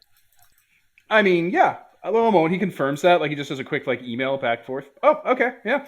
I know where the offsite copies are. I can give you the location info. I would like to not be on site when before I give you the info, though. And we're good to go. All right, I look back at the people we rescued. You want to go with them on the escape rafts when we head out? Do they Well, look I have like an they would be escape happy pod with here the in head my picture office. Okay, so just give us the info and then head off. Well, no, I'm going to go in the escape pod, and then I'm going to beam the coordinates to you. Yeah, that makes sense. That's fine. All right. Well, he grabs his things and packs up his office real quick in a little like Camtano or whatever they call those things, Camtanos. And then he gets into his escape pod, which looks really fancy and really nice, and hits the button, and it just ejects on out, and there he goes. You get Perfect. the coordinates. Good, we don't have to You want shoot to down from here. Snapchat Well, you want to Snapchat those for later. Snapchat screen capture. Done. Okay. Next scene. Then that was the data center. I think we're down to just going up to meet Maul. Oh, is it the open box? I think so. Sounds Yep. good. All right. So you get into the elevator. You're going to go up to the top floor, the penthouse suite, where Maul is holding some Kaminoan family hostage. He is definitely there. He's definitely super pissed, and he definitely has. Maul can't take away your dark authority. Only the leader can, right? Yeah. Hmm. But Only the top dog. he can do that anytime, so. Only the top dog Maul can. can though. try to. What Maul So- can do is remind him of his allegiance, though. Ah, So there. Maul would have to. So Maul would have to call, Steelhead and ask him politely, Yeah. which never Yeah. happened. Maul would have to call Steele and be like, "Your apprentice is telling my soldiers to do something." He's like, if you can't deal with my apprentice on your own, then it really makes a lot of sense while I'm in charge, and you were simply the Emperor's failed apprentice. Don't worry, I don't think of you Oh as my half God. a man. Nobody does. Despite what everyone else says, I don't think you're half a man. Jesus. I don't think he was lesser. Hard cut right Sith there. Lords. Ooh, you're gonna need a 10 plus to overcome that one. They're all such assholes. We just put Devin alone in a room with a bunch of mirrors. That's how I came up with all these bad guys. Jesus. All right, so yeah, We you have- still have we dark have our- authority. Maul can't pull it from you. So I guess we just take our Mass Effect elevator right up to the top floor. Yep. Yeah, long Yeah, loading everyone's- screen, Everyone's cocking their weapons and checking their sights and getting ready to go fight a red blade. There's a loading screen help tip that's like, when you actually use the rules of the game, things go a lot better. Turns out. I Get do good almost scrub. want what is the person who made this game go by now? Like, I think it Vel. used to be something else. Vel. Vel. I just imagine Vel being like listening to one of the last game and being like, why aren't they using moves? And then listening to this one and being like, there it is. Okay. So you There we remembered. Like, I worked so hard to make this game and you're not using it. I find There it he interesting is. that you set up this very nice combo of clone soldiers that would be a nightmare for us to fight, and we have Void. We do. It's very convenient. Thanks, Zuko. Right? Yeah, basically. Yeah. Okay. Well, you get to the top of the elevator. It opens up into a grand little ballroom area that looks high above the ocean world of Kamino. Chandeliers. There's neon like electro hologram kind of art everywhere. There's sea creatures like all of the walls and floors are transparent and have sea creature ecosystems floating through them and swimming through them. It's gorgeous, absolutely beautiful and alien. And there's a bunch of Kaminoans huddled on a couch looking scared, and Maul staring out the window with his back to you, hand in his hand behind his back, ruminating, seething.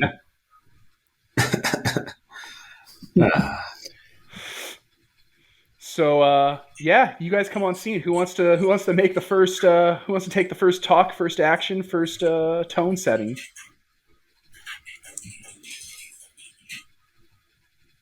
Maul. He doesn't turn around. Apprentice.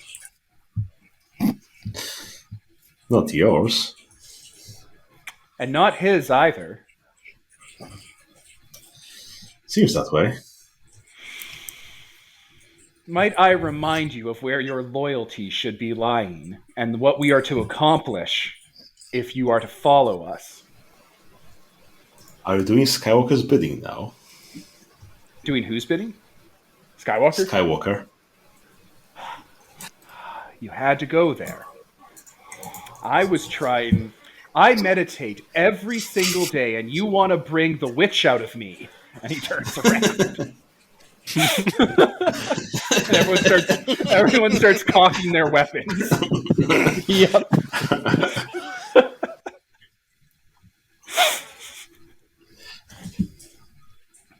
He That would draws be his sword. lapdog. He draws Okay. his vibro sword. And yeah, that was the line. You got to bring the witch out of me. So we don't get to ask about his nemesis, enemy, something. I mean, you could talk to him. He's here. You just decided to go for the throat and immediately immediately put you on the wrong footing with him. I didn't make you say So those why are you words, doing Pete. So why are you doing this?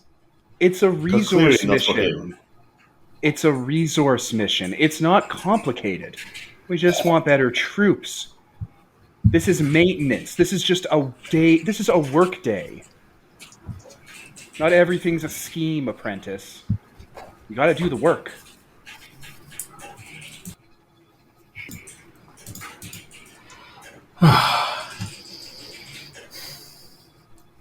So, anyone else have anything to add?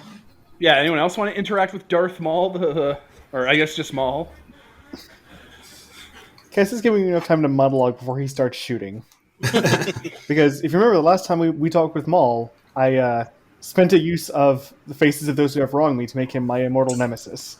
So Good. another immortal nemesis. So, All right. Well, I'm waiting. I know what your end game is. I mean, we all know what the end game is. We all know the sedition, end game. kill the Emperor. But is this really a good middle game? I mean, Yes. what are the odds that Anakin Skywalker isn't just going to take everything and mess it up the way that he always does? That guy's a psycho. We have plans for the Skywalker. Plans you could not comprehend, little machine. I'm going to speak softly. Okay. Go for it. At Maul. Oh, that's not as good. Not a fail, I think. Uh-oh, is it wisdom or sense? Wisdom. Okay, whew, I rolled a 5. So, I got to 8. Okay. Oh, good. All right. Okay. I'm like, oh, come on. I know, right? Like, I do. Let him cut you. I do like failing, because it gives you a chance to be like, oh, good. Take Oh, damage. So yeah, like, fuck, what did you just say? We have plans. What are they? I don't have What's to your tell you plan? I don't have to tell every single plan I have to every single person who barges into me doing a job and interrupts my entire day. Is that you speaking Hey, softly? come on. Or speaking? Come on! Oh my Yeah, god! come on, it's me, Boom 93. Look at my round belly. It's so fun. Their Me, plan. 93, I'm just a little guy. It's his birthday. It's his life day.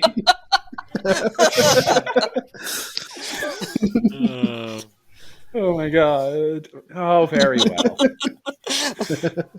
The Skywalker's ambition outstrips his ability, and despite how he might run his mouth, we have a mission in mind that he will be spearheading, and that mission will ensure his downfall and ensure that at the same time we get some valuable intel. So he'll just die on the mission. The mission that Wait. So your plan is to send Skywalker. Your plan is to send Anakin Deathwish Skywalker, who is famous during the wars for constantly surviving suicide missions on a suicide mission. Yes. the guy used to just stand and talk to people who are in cover, right? Like, I've seen him do it. You were there. This problem will solve itself. We're sure of it. Not even he can stand up to the Emperor's new apprentice. Well, how can we help with that? Second question. By Leave stamping here and down. stop interrupting my day. Get up. You piece of shit. How can we help as we're all like about to start shooting each other? You're about to start drama. You could just simply not. Yeah. Please do not. You guys need to join the Spiders and Snakes and start a new game where, they are the rebellion and we're fighting the actual Empire as the Empire. Right? I would pull so much less punches with that Empire.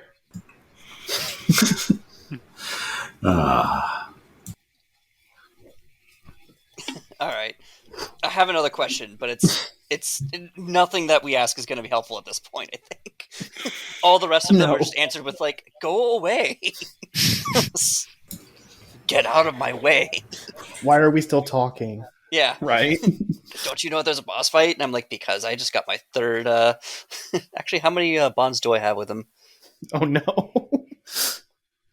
Hang on. Where are you all? Okay, that's my second one. Fine first impression. This one is daring second impression. Well, So what's your unless you have me a question? bond with him, he doesn't want to hurt you. So I have another precious thing to get up to 3 bonds with him, Uh-huh. and then we could try to not finish him with violence. The problem is, I don't think that anybody here would be okay with not finishing him with violence. No, I Also- want to kill this man. He kidnapped my people and has been experimenting on them. Yeah, He also ruled your planet. Yeah. Didn't he do it that's twice? still back there. He He also has a bunch of killed, Kaminoans literally hostage behind him. yeah, like young ones too, like a family. He has a family hostage here in your presence. He's such a bad guy. Plus, All right. also he's a leader. He cannot be made friends with. Yeah, He can be a exactly. companion. not with that attitude. All right. Right. I'm gonna hug you so hard. All right. Well then, I guess it's come to this. And I pull up just my bog standard droid blaster. Oh, okay. No third question. Nope. All And right. I guess my he's next gonna question have. is, how do you want to do this? You're gonna learn this one the hard way, as he has all of his troopers like arm up and start to like getting ready to open fire. Unless Peter's gonna do something. Troops leave us. Oh, Maul looks pissed because Yeah. have authorization for that. I mean, I think technically we have the same level of pull here, so they might be just going back and forth as a comedy skit. No, the Da-da. Charter of the Spider and Snake Alliance clearly states what happened in scenarios like this. This is a single combat thing. You've essentially challenged his right to be a leader. You just did a thing, a vampiric Doesn't duel. have the right. What- The God, what was the circle will be line? broken. The circle. Let's do this then. All right, so the soldiers aren't going to open fire. Are you guys going to interfere with Peter's fight with Maul? No, but I am going to spend my last web right now to activate a pit trap for the hostages. And send him Okay, to the so- lower floor out of danger. So like just Yeah. while we were posing, out my like marbles were sort of like not actually marbles, but like little round robots were falling from pockets What I- and just like roll. What I assumed you did Sorry, was yes? before you guys got up here, you got into the maintenance level and hacked the computer so that, like, because this place is modularized, right? You could probably just do this for construction purposes. Just drop them down to another level where it's safe. See, we just stop one level below the penthouse, put some detonation charges right below them, and now they're just activating. Yeah. Well, I assume it's like all Awesome. hexagonal. Like I assume the whole place is made of hexagonal interlock plates that you can just have certain ones drop off for like whatever reason you need. I think I just blew the floor around them, and the hexagon falls down, and they just whoop All right. down into the bottom level where they can just Where you had when some they of your fall guys down- waiting. yeah, just right there. They're like, "Come with us," and they just immediately book it for the escape pods. Yeah, exactly. A team. All right, Maul says we're gonna have some privacy while he approaches Void, and there's like a beeping sound in the penthouse as they shut off like some of the systems, or as they turn on some of the security systems and turn off a few other things, so you won't be interrupted and the doors lock. Perfect. And the soldiers are gonna get ready to shoot at you guys if you guys interrupt the fight. That's fair. Okay, I'm gonna get ready to interrupt the fight when I need to. Okay, Maul's gonna try and attack you all with his sword. Here it comes. What are you gonna do to stop this? All of us? Yeah, everyone in front of him gets hurt when he attacks people.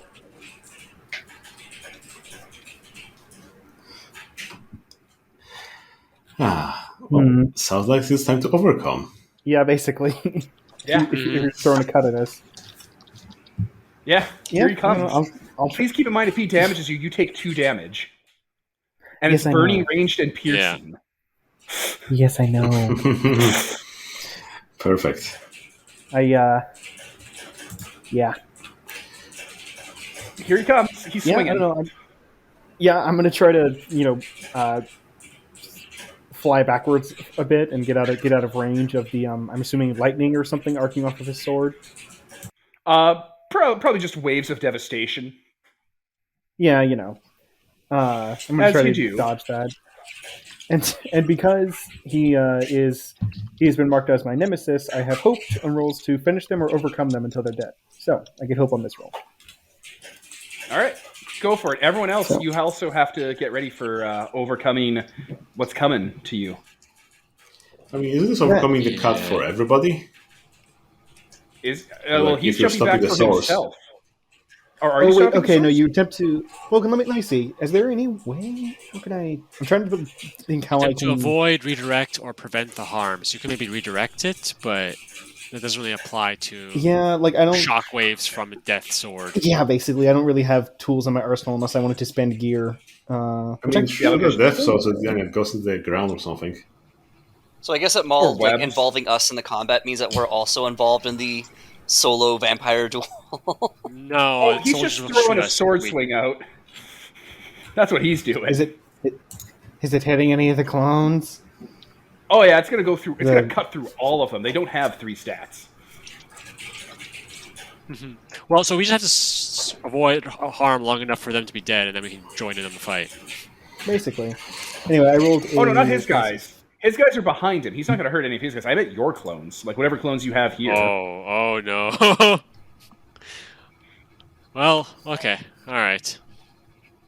Let's see. Oh, well, that's a problem. Unless you had your yeah. clone squad and your Mandalorians take the hostages out below, and we're like Yeah, securing a that safe. probably Mandalorians do and that. clone squads probably with the hostages. Yeah, that's Oh, yeah, okay. they're smart probably enough to plan that ahead. Yes. I'm going to use It's Dangerous to Go Alone. When I watch someone's back and keep my eyes peeled, you get to overcome any harm against them with plus sense instead of plus blood. Nice. So I will use Yeah. that to help our people. I rolled a what is this? A 5, a 3, and a 2. So with a 5 and a 3, that is good. That's 10. Thank you. And how are you trying to overcome? Like, are you trying to do to like redirect it so no one gets hit? I don't really think I really have a way to redirect to like destructive. You have a sword jetpack, waves. right? You could jetpack into Yeah, him okay, and if I like can- knock him aside. And I'll say you take Could the I- 2 damage, but it turns it off for everyone else. Could I maybe grab one of like just literally just grab Lamnar and 93 and like fly them up to dodge the Yeah, blast? that'd be a getaway. Getaway lets you take another person with you. Do you have a power to take more than one person with getaway? Yes, because of what is it called? Wings of Dragon, I believe. No, then there you go. Which says, Get away. yeah, when you can fly. Okay, yeah. So when I fly with a passenger, well, no, I can only bring one. Unfortunately. I have a power that just lets me go with you if you go somewhere else. Cool. Then yeah, I'll try to get away Ah. instead. Also, I can also So fly. you take me along, and then Yeah, he'll I cut- don't have attack. hope for this one, unfortunately, but I still get to choose an extra option even on a failure, so should be okay. So did you basically just take the hit for everybody? No, I'm I not think he's taking the pulling hit. I'm everyone trying. out. Yeah, he's pulling everyone away. I'm from pulling this. everyone except Void out because I don't think I can, and that will Yeah. immediately provoke all of the clone troopers to start shooting us. So Okay. yeah, so let me roll. That is a 2 and a 3 is a 7 plus 2 is a 7. So 7 I get 1 I get 2 technically because I should really remember the names of all these things. Poetry in motion, which means I get to choose an extra option. So I'm going to choose you get there quickly, avoiding harm along the way, and I can grab someone nearby and bring them with me. Okay, that works. Then you pull the other 2 away. And Pete, what's happening to you? Well, first of all, he's making a cut against me, and I'm a threat to the world, so pay a price, Devin. Oh. Sure. Sure. Done. That's beautiful. Anyway. Oh no, what the price price did is it paid, pay? Pete. You'll see. Uh-oh. Ah, You have to mark it on the sheet, Devin. God. yeah, I'm not sure how it works for the GM stuff, but whatever. Yeah, I actually don't know either. It's all good. Yeah, we're fine. Well, I guess I'll just overcome this attack to, mitigate the damage. So that's first. Okay. And, well, I rolled a 6, so that's a no. Uh-oh. Okay, take 2 damage as he like strikes you against the body and throws you into the wall and like follows through to get close to you. We could have ruled together side by side as master and apprentice, and you threw it all away. Okay, and now that he's taking a hostile action against me, I'm activating my Honor-Bound Fool to make a cut where I guess separate us from everybody else. I know, drop some blast shields, so it's just the two of us here. Okay. Oh. Yeah. That will be stuff for my next actions. All right. And- What do you guys do in response? The clones are seeing that this fight is going down. They're eyeing you, but they're not really wanting to get involved. I'm Oh, going to by take the way, advantage of the fact that. Sorry, go ahead. the windows outside, the windows outside are shaking, and there's like rain coming down, like heavy like craters in the water, like big splashes. Like stuff falling into the water. Not like meteors though. I'm going it's just like a tempest has started forming. Okay. Okay. This is probably wizardry. Um 93 is going to look closely. Sorry, what did you want to do?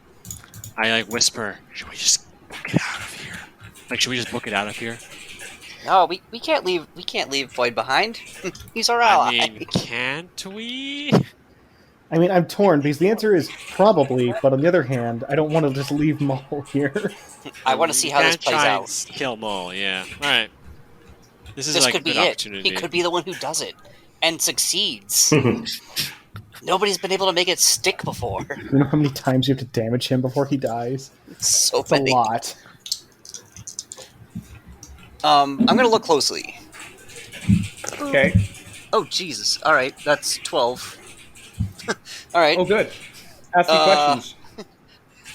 Yeah. So, what's Oh boy. What's How cooking? does this? Yeah. It's basically. Oh, good. What's going on here? Is something hidden or out of place? What looks suspicious? It might actually be like what's going on here. Like I basically look out the windows. I'm like trying to figure out what the heck is going on out there. So you are seeing what looks like lightning strikes under the water, which to your droid processors would be generator overloads for like Kamino and underwater tech. You just know what it looks like because like you also, Invasion of Naboo and the Gungan tech, it's all kind of the same when you get to underwater stuff. Same with like, oh god, what do you call those people that look like fish? Admiral Akmar's people. Whatever. Those guys. Calamaris. Mon Calamari. Mon Calamari are the squid people. No, never mind. I'm thinking of the Quarians. No, wait, I'm thinking of Mass Effect. Damn. Anyway, it sounds like I think technology's ours called something overloading like that. underneath. Yeah, technology's overloading underneath, and the water is super choppy. Like the waves are like the water is dipping down suddenly and then up. Like it's receding and going all around this ocean planet. It's starting to wash against the tower, and there's a rumble. Like you're starting to pick up on it now.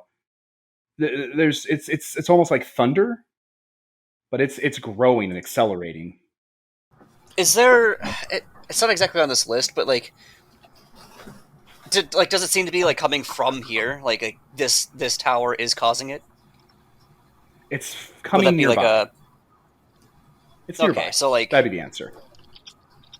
okay, so like I couldn't jack into this computer and try to or slice into this computer and try to figure out how to stop it. Yeah, you absolutely could. That is the answer to that question. Okay, You could do that. I will do that, or I will work on that. And you got a I'll third help question? you with that. Time out. Tell me how could this help us? Well, when you jack into the computer and slice it, you realize that there's Yeah. an there's an all channel message going out that is muted in this room because this room's the penthouse and it has like privacy stuff on. And that is the answer to your question. How could it help you? There's a message on the comm no one's getting. Okay. What's the message? Do you unmute it while Maul and Void are getting into an epic battle? I just know that there's... okay. I thought you were like, there's a message that you're hearing, and the spotlight moves. Okay. Yeah, I'll turn it on. Maybe I'll, like, turn it on low so I don't, like, interrupt them. Unless there's just not an option for that. The override is full volume. Okay, so all the lights go into, Good. like, red emergency, orange safety lighting, and as you and Maul are about to get into a fight, Void, there's a voice on loop. This is the facilities manager. All hands abandoned building. This is the facilities manager. All hands abandoned building. Priority 1 to catastrophe. All hands abandoned building. Unsalvageable. And now that you're looking out, you see like little trails from escape pods. So that's how we found it the hard way. Yeah. We should probably leave. Maul looks Kess confused says, and because he's this very is clearly not happy about this is it. not him. He's not doing this. And then Void, you get a feeling. It's a hard Yes. feeling to describe, but like it's like how animals know before an avalanche hits. Like that sort of sudden alertness. And Maul has it too. Something's here. Uh-oh. Somebody needs to say it. Oh no, it's a kaiju. No. Somebody needs to say it. I got a bad feeling about this. There it is. And that's when you hear the sound. It is bellowing. It is angry. It sounds like acoustic instruments being tortured through like a mega speaker. It's a roar, like a bellowing, monstrous roar of some sort of large creature. Maul seems to recognize the sound. What is that? It's those bigger fish I'll I find told it. you about on the way in. No, it's not. It's the Zilla Beast. Maul looks. Do you say Look that, around. Peter? Sure. If you turn It's off the this Zilla force Beast. field, I can help you live. Fine, let's call it truce. Turn it off. Maul goes to the window, and I assume you guys do as well as this whole building starts shaking. Down at the base Yeah. is a monster. It's bigger than you'd be comfortable with. It's a super creature, and it's grabbing its claws into the side of the building and dragging its way up, and it has big, large, like human-looking eyes, and they're staring directly at you guys. What is that? A Zillow beast. Why is it here? What's a Zillow beast? A Zillow beast is an ancient super predator. This one's master ran where it was intimidated, was upset at my success and sicked it on me an age ago, and also taught it how to use the Force. Wait. Who This- would do that? This Why thing is would you force do that? sensitive? That's some Anakin level garbage right there. That's a terrible idea. Oh, they're born like that. They predate on things that are tied to the dark side of the Force. It's just an instinct they have. And as for Who did would you do- piss off? Maul puts up his hand and goes, "Listen, some people are intimidated by a Dathomir male trying to have it all and be his own boy boss. It's just how it is." Okay, that I hate you so much. there was so much wrong with that sentence. I don't even know where to start.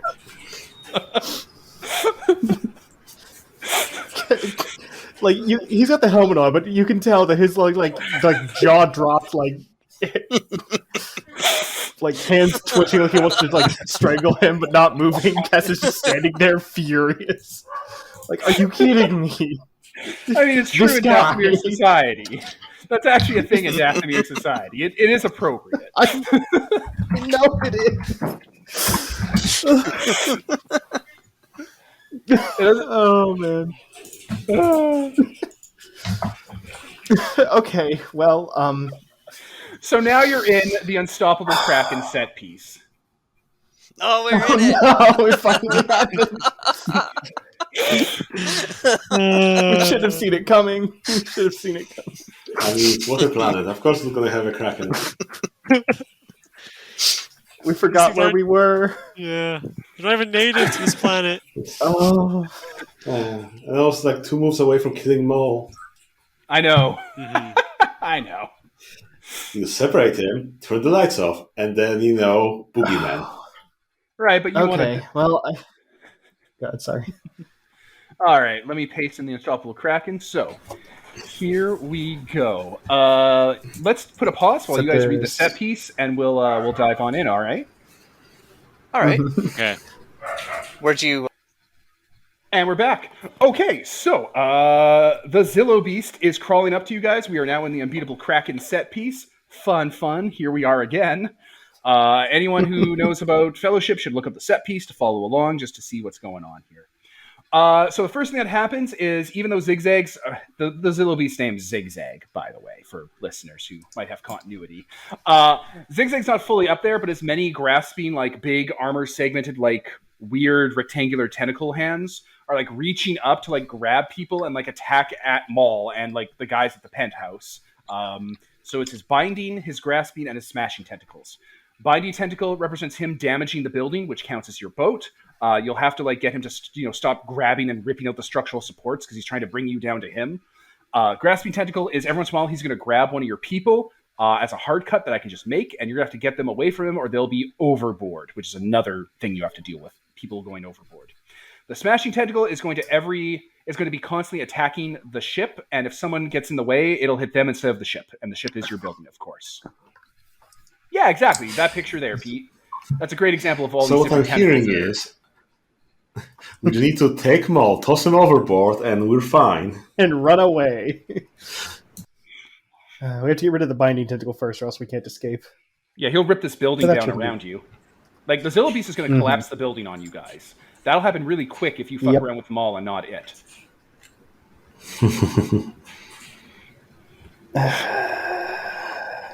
So, Cool. there are 3 threats coming your way right now. 3 cuts.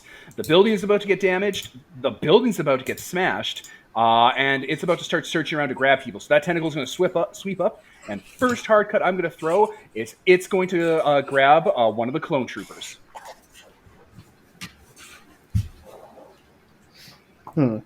So a clone trooper has been taken.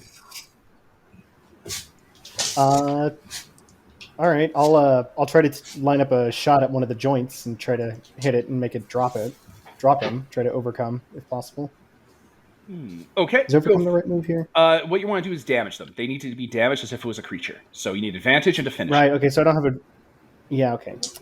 In that case, I mean, it could be overcoming to prevent them from being taken, and then Yeah, you create can advantage stall and it then out. damage it. You could stall it out. I'm gonna say I might try to keep it busy and distract it and set somebody else up to be able to damage it. Like I'll fly around its face or whatever. All right. Okay, So, yeah, so I'll, keep them busy let's see. for the grapple tentacle. Who's taking care of the binding and the smashing tentacle? They're both going for the building, so the building will lose half its health if they're not intervened on. Oh, goodness. I'll go for the smashing tentacle and keep it busy. I will just shoot it with my gun and sort of try and draw it away from structural integrity, points of important structural integrity. Okay, All right. So I'll go ahead and roll. and the binding So, tentacle, plus the last one. courage. Oh right. Well, I guess I can go for it then. Okay, so you all break and start to jump into action. Somebody give me moves and tell me how it all starts going down. All right. So I'm trying to keep it busy by flying around and distracting it. Process with the blaster, not my rifle, because it's a little harder to use for pot shots. But Oh, and it's a nightmare too. This thing has thick plates that actually reflect blaster bolts. yeah, I know. Oh man, I forgot. It's bulletproof. Yep. Okay, so that is 8 total. So I do buy them some time, but it'll retaliate against me when time is up. So Okay, yeah, so you distract it, and that was the grappler? that was, yes, the one that grabbed a clone trooper. Okay, the Okay. clone is still in its grasp and not being dropped, so you're able to distract it. It's instinctively holding on to it. What do I got from the other two? All right, so sorry about that. The smashing tentacle, I'm getting its attention by shooting at it and just like throwing my webs at it, sort of just make it like to pull it away from key structural points. Okay. So I rolled to keep it busy, and I got a 10. Awesome. All right, you're able to. It starts to try to grab at you and like get a bearing on what's going on because it can feel that you're shooting at it and distracting it. Mm-hmm. You can feel that you're shooting at it. It's prescient. I mean, it's And armor. also rolled, Yeah. keep them busy, and using my fiery blasts, which are like those cavitation bubbles things that create negative pressure around it for the binding tentacles to I guess loosen its grip. Because armor works usually quite well, when you're hitting it, but if you're like creating vacuum things, then that usually isn't covered. Yeah, that makes sense. Sure. So is that actually doing damage, or is And it I rolled just a keeping 9. it busy? Keeping them busy on 9s, they'll retaliate against me eventually. Okay, and he will immediately retaliate against you now by aiming up a smashing tentacle at you. That's coming. The grasping tentacle is being kept busy. I mean, basically, you guys have to act now to figure out how to damage these guys and stop it. I'm going to you have a attempt breathing to room. finish them. Can I attempt to finish them on the grasping tentacle? Sure. I mean, like, just to finish them. I'm shooting at it. I'm throwing stuff at it. I'm using all my options. Yeah, go for it. Oh, good lord! All right, 2 5s. Hey. All right, so that tentacle is gone. That was the grappler. Yeah, the Zilby stops using it. The clone trooper gets dropped, but he's able to like get himself to a balcony and crawl back on, so he's not like overboard. But yeah, that one is offline. What do I got for the other two?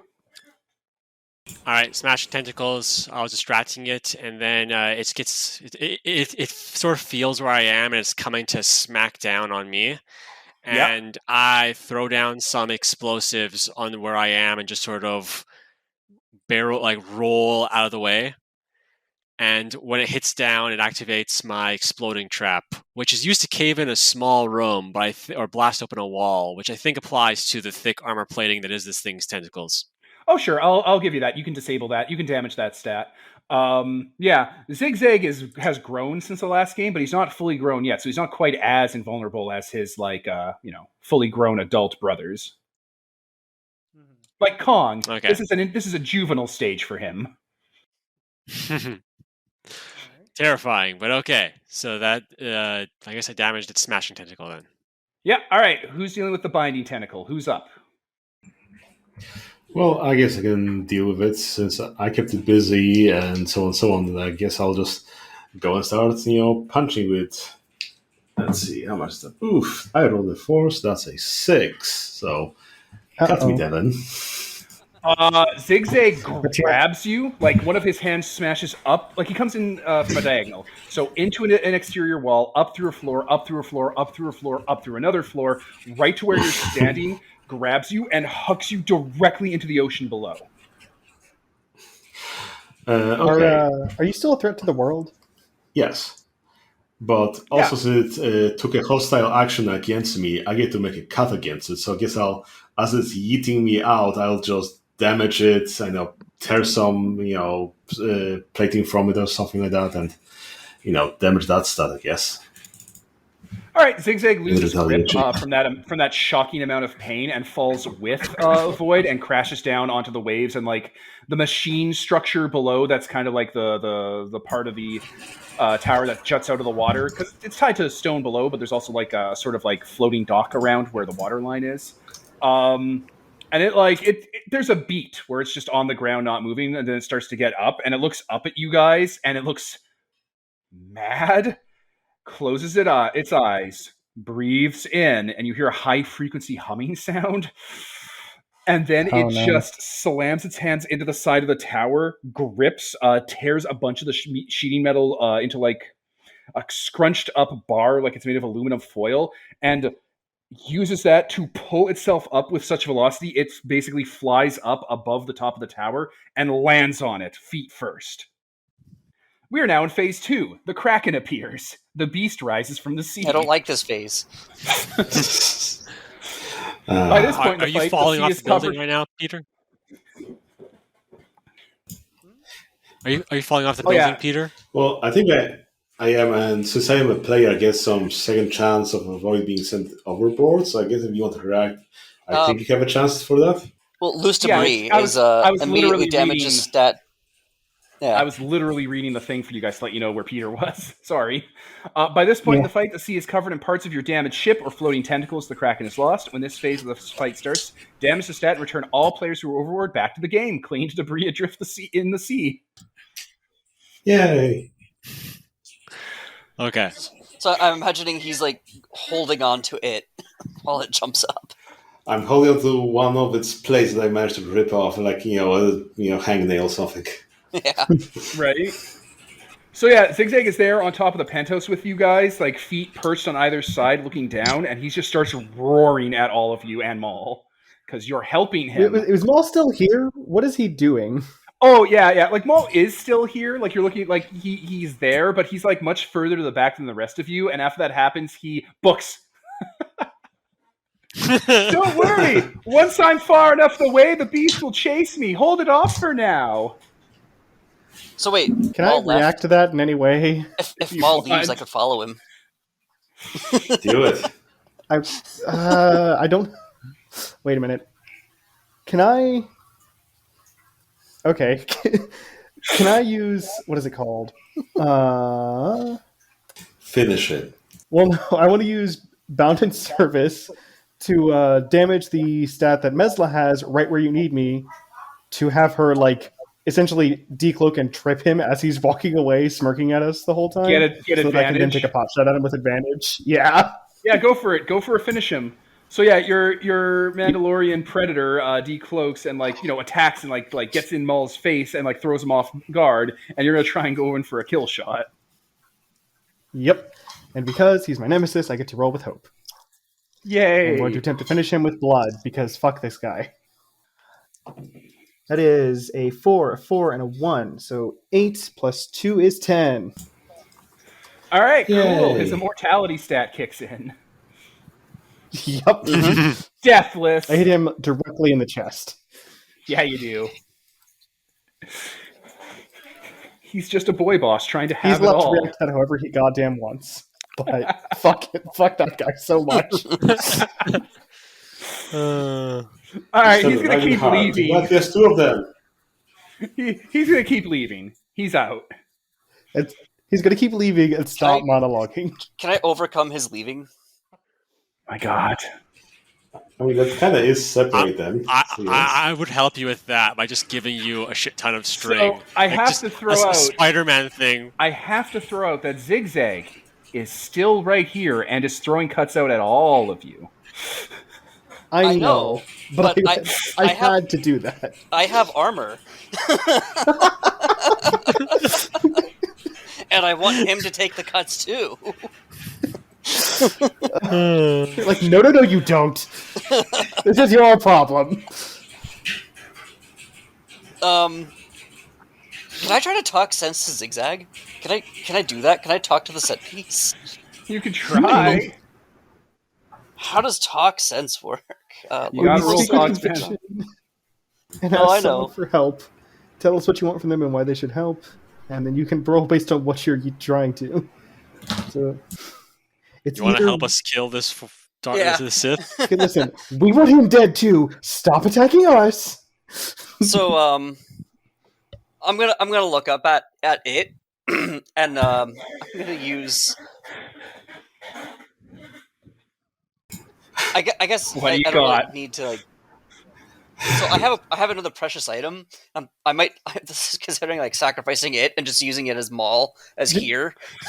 Like, Keep in mind, if you appeal to their emotions or desires, you get to use wisdom, and it really wants to kill Maul. yeah, I have 3 wisdom, so Yeah.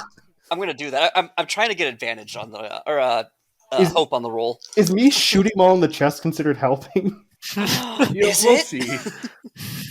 Okay. We'll see. I want it to be, but I understand if it's not. I'll roll without hope, and we'll just see where this takes us. Okay. This magical journey. So what are you saying? This is Jim? great. On my 6 plus 2 plus 3.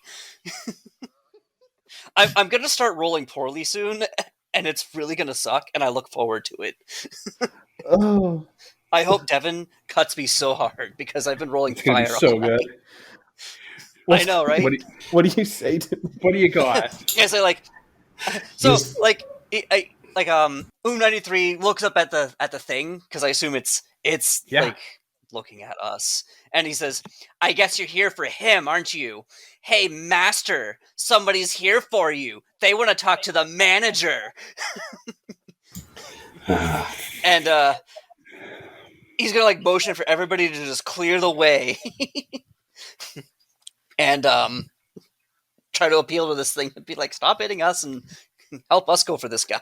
So Zigzag's face gets real close to you, like real close, and you can see like it has big, intelligent eyes that are narrowing down and looking at you. On the bottom part of its eyelids are ritualistic tattoos, funnily enough, and they're in the shape of battle droid heads and separatist starship designs with crossouts on them. Mhm. He's looking at you. And then he's looking at Void. And then he's looking at Maul. And then he's looking at the Mandalorian. Who just shot Maul? Like And he says, he's putting "Yeah, things together. And he says, "I know, but look, I'm a doctor now." He points to his blue head. It's one of its tentacles is going to make a sweeping motion against everyone but Void and Maul to like separate you guys from them. Is that going to And, damage it's us, still or throwing can we those- just like let it? It's just separating you Separate guys, them. and it's still attacking. Like not separating in a violent way, just like, okay, you guys get to live, whatever. I don't want these ones. I accept this. This is fine. I have no attachment to this place now that everyone we care about is off of it. I sense not as much evil in your hearts.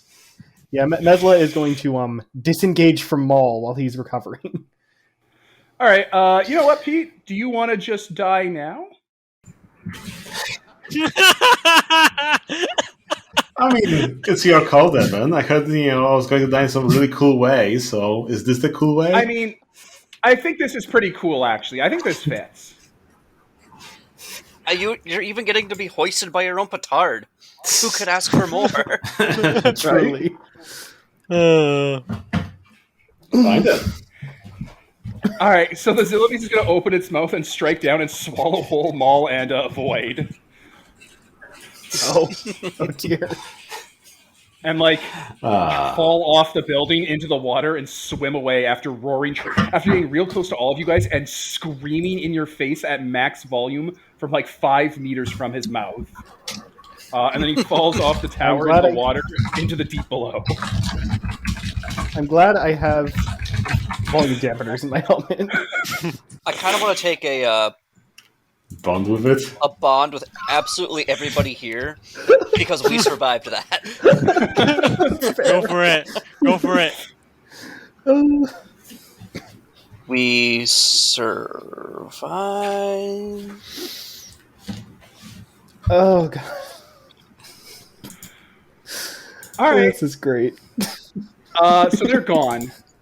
There's like emergency service starships coming by to like interplanetary, like inter-atmosphere system ships to like rescue people and do work and stuff. Some Kamino and Authority people drop in to like, secure the area. They don't like kick you out or anything. Like it's fine. They get it.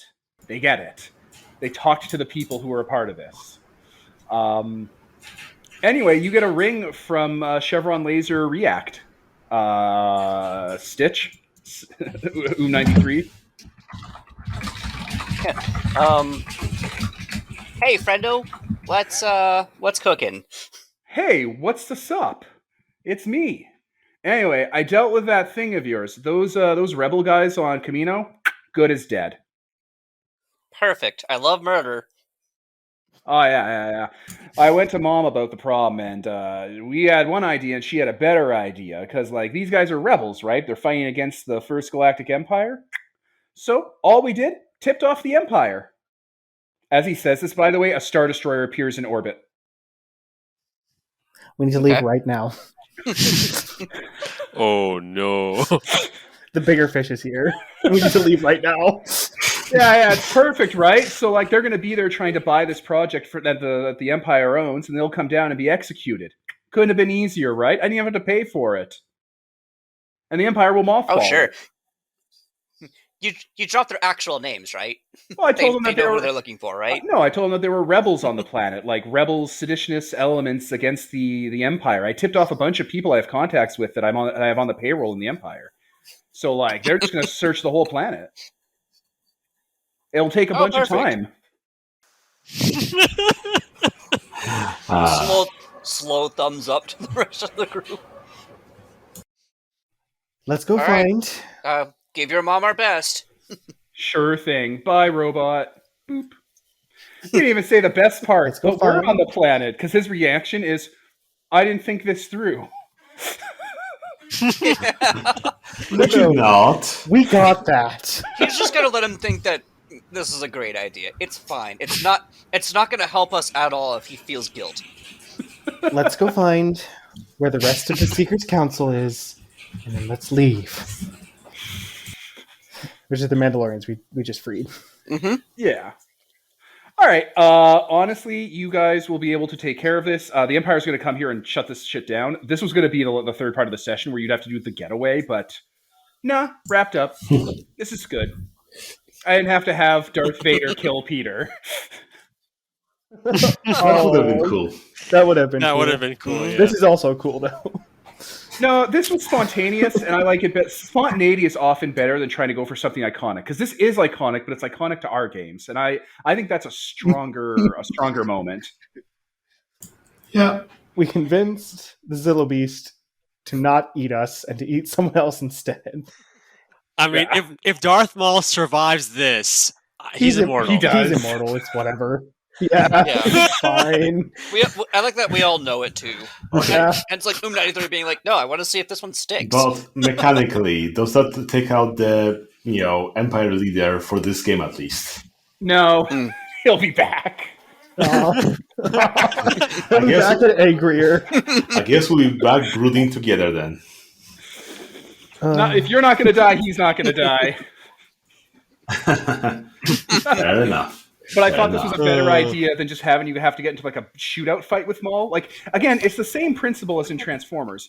A shootout fight with Maul would have been boring, so just have one of his enemies show up and wreck the entire day.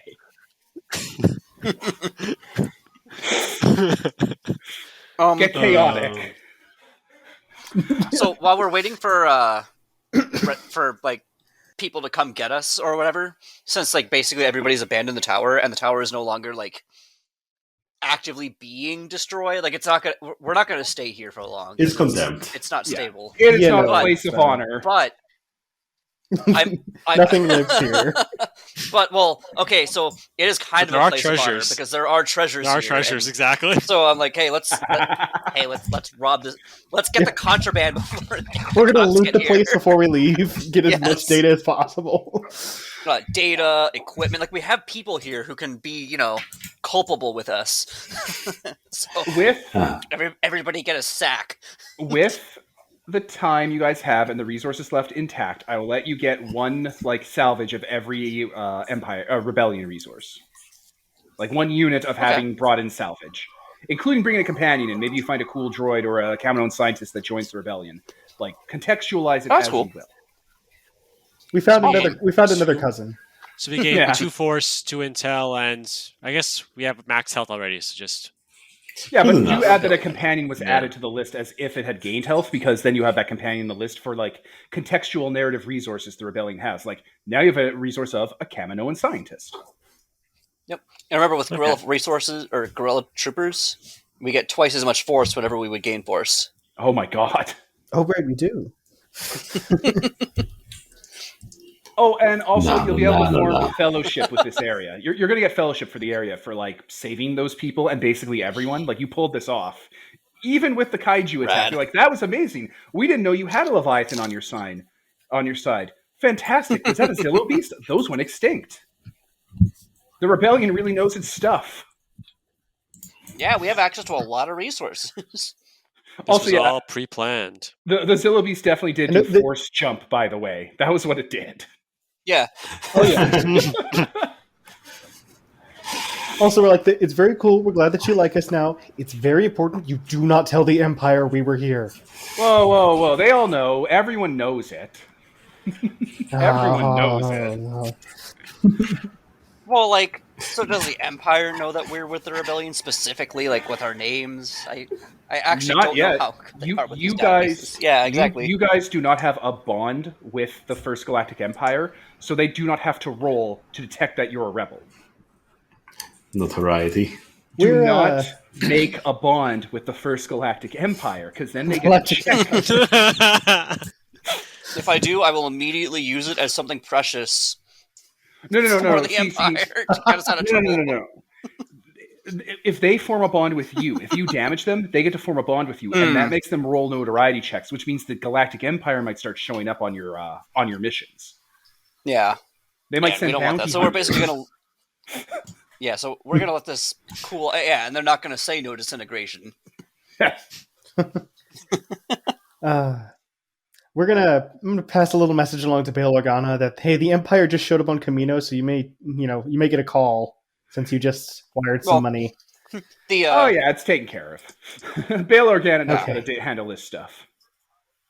like the Empire is here, but they're not looking for us. Yeah. It's like, But you of hear course, the- guys, we're trying to buy this project for you.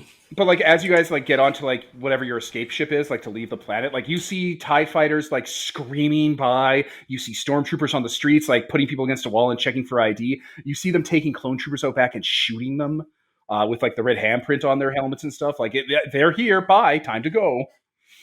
I send my family my love, and then I just make sure they're okay. Then I head out. Yeah. Like, keep your heads down. It's an interesting thing to call a fruit basket. I don't know. You're all really posh. I think it's kind of cute. Oh, sent all my love. So like a wine basket with cheese. It's like, oh, he sent all his love. A wine basket.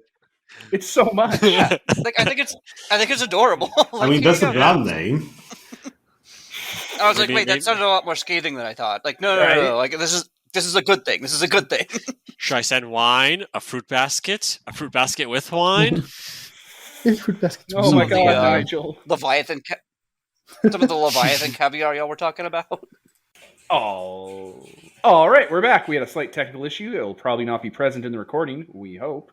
So, you guys leave Kamino. Basically, with all your objectives done, you've stopped the Empire from getting this source of power and fudged up their mission. So, yeah, victory all around. You just have to keep on doing things like this, removing their generals. Technically, you took 2 leaders out. Maul and Void were part of the Alliance. All that's left is Tora, Steelhead, Skywalker, and technically Rudwar, but not in the way you're thinking. So, did we defeat Maul, or did he survive this? Like, Yeah, for the he purposes of sur- this game, for the purpose of the Empire. No, he survived. He absolutely did survive. He'll be back. But for right now, he's not there, so there's only like the 3 guys. It'll something that'll pop up later. So like where Maul would have been, he is not. So we don't have to worry Yeah. about him showing up. Yeah, for a little bit Cool. anyway, till he gets his bearings, and that might be a power struggle thing. So, we cut to, as you guys leave the planet, a Kaminoan like research and development base where they're like, bringing in material and damage from the project to kind of see what's salvageable, see what they can pivot to with it. And like, Horrigan is there because they're clearly going to go ahead with this project. It's just drunk talk not to. They just got to find a buyer. But as they're going over the research and development, they have Horgan there helping them sift through the garbage because he's super strong and like super, reliable, and that's what he's here for. And he brings over something to the scientists and slams it on the table, and it's one of those scales from the Zillow Beast. And they all look at it and see that there's still like blood and pulp on it from when you guys Void used his tricks to pull it off. And they all look at each other.